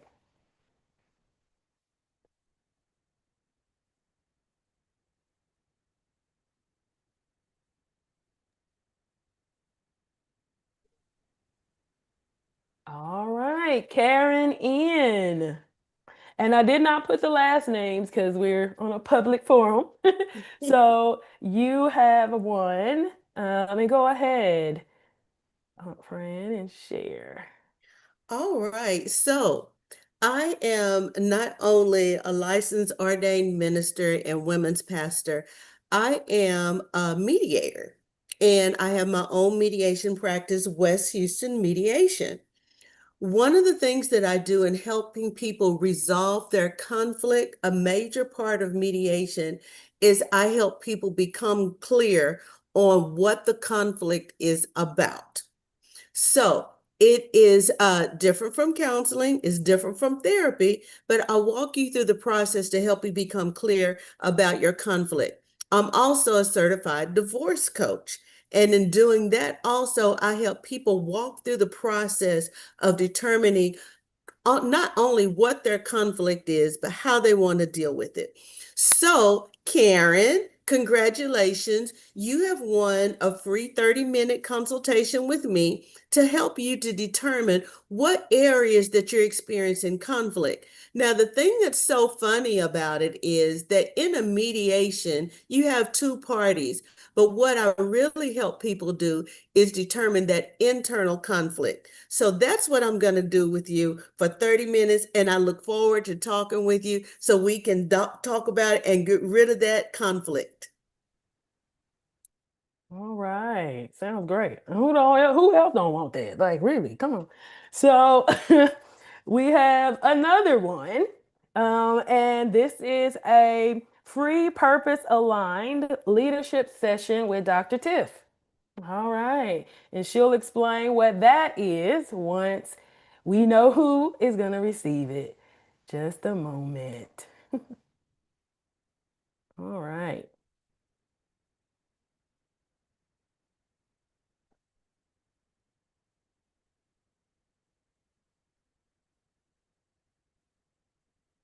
Prophet Andre. All right. You're going to hear from Dr. Tiff.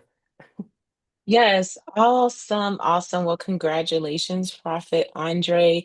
As one who trains leaders in both the church space as well as in the marketplace, I am really passionate about the nexus in between. I am a doctor of education, so I definitely have my own curriculum and tools, and really just helping people assess, number one, where they are as a leader.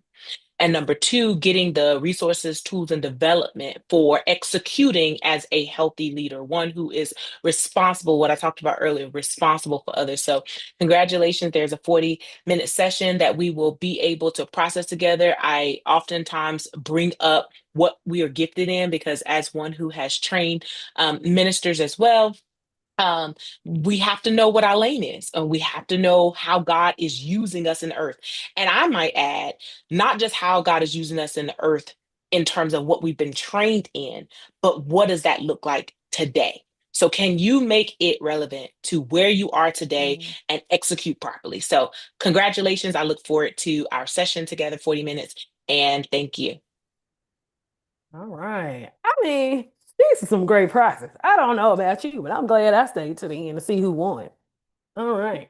So, lastly, we have a book called Feel, and this is a collection of a collection of liturgies offering hope for every complicated emotion. So, it takes the emotions and it breaks it down. You can see it breaks it down. It like this one is soft, and it'll tell you the definition, feeling tenderness, and it'll give you language for that emotion. And then on this side, it'll give you a liturgy, which is an expression back to God through the lens of that emotion. Then it'll tell you the living word where that emotion was inspired, or the author was inspired through scripture to write about that emotion from that scripture. So, I mean, it is like top flight. I recommend that book so much. I read it myself. I bought it twice. I mean, I bought it a bunch of times. But for me personally, I have it on Audible and I have it in print because I want to listen to it when I want to listen to it. So, let's see who will receive this. So, let's go and do one of the last shares of the evening and see who will receive it.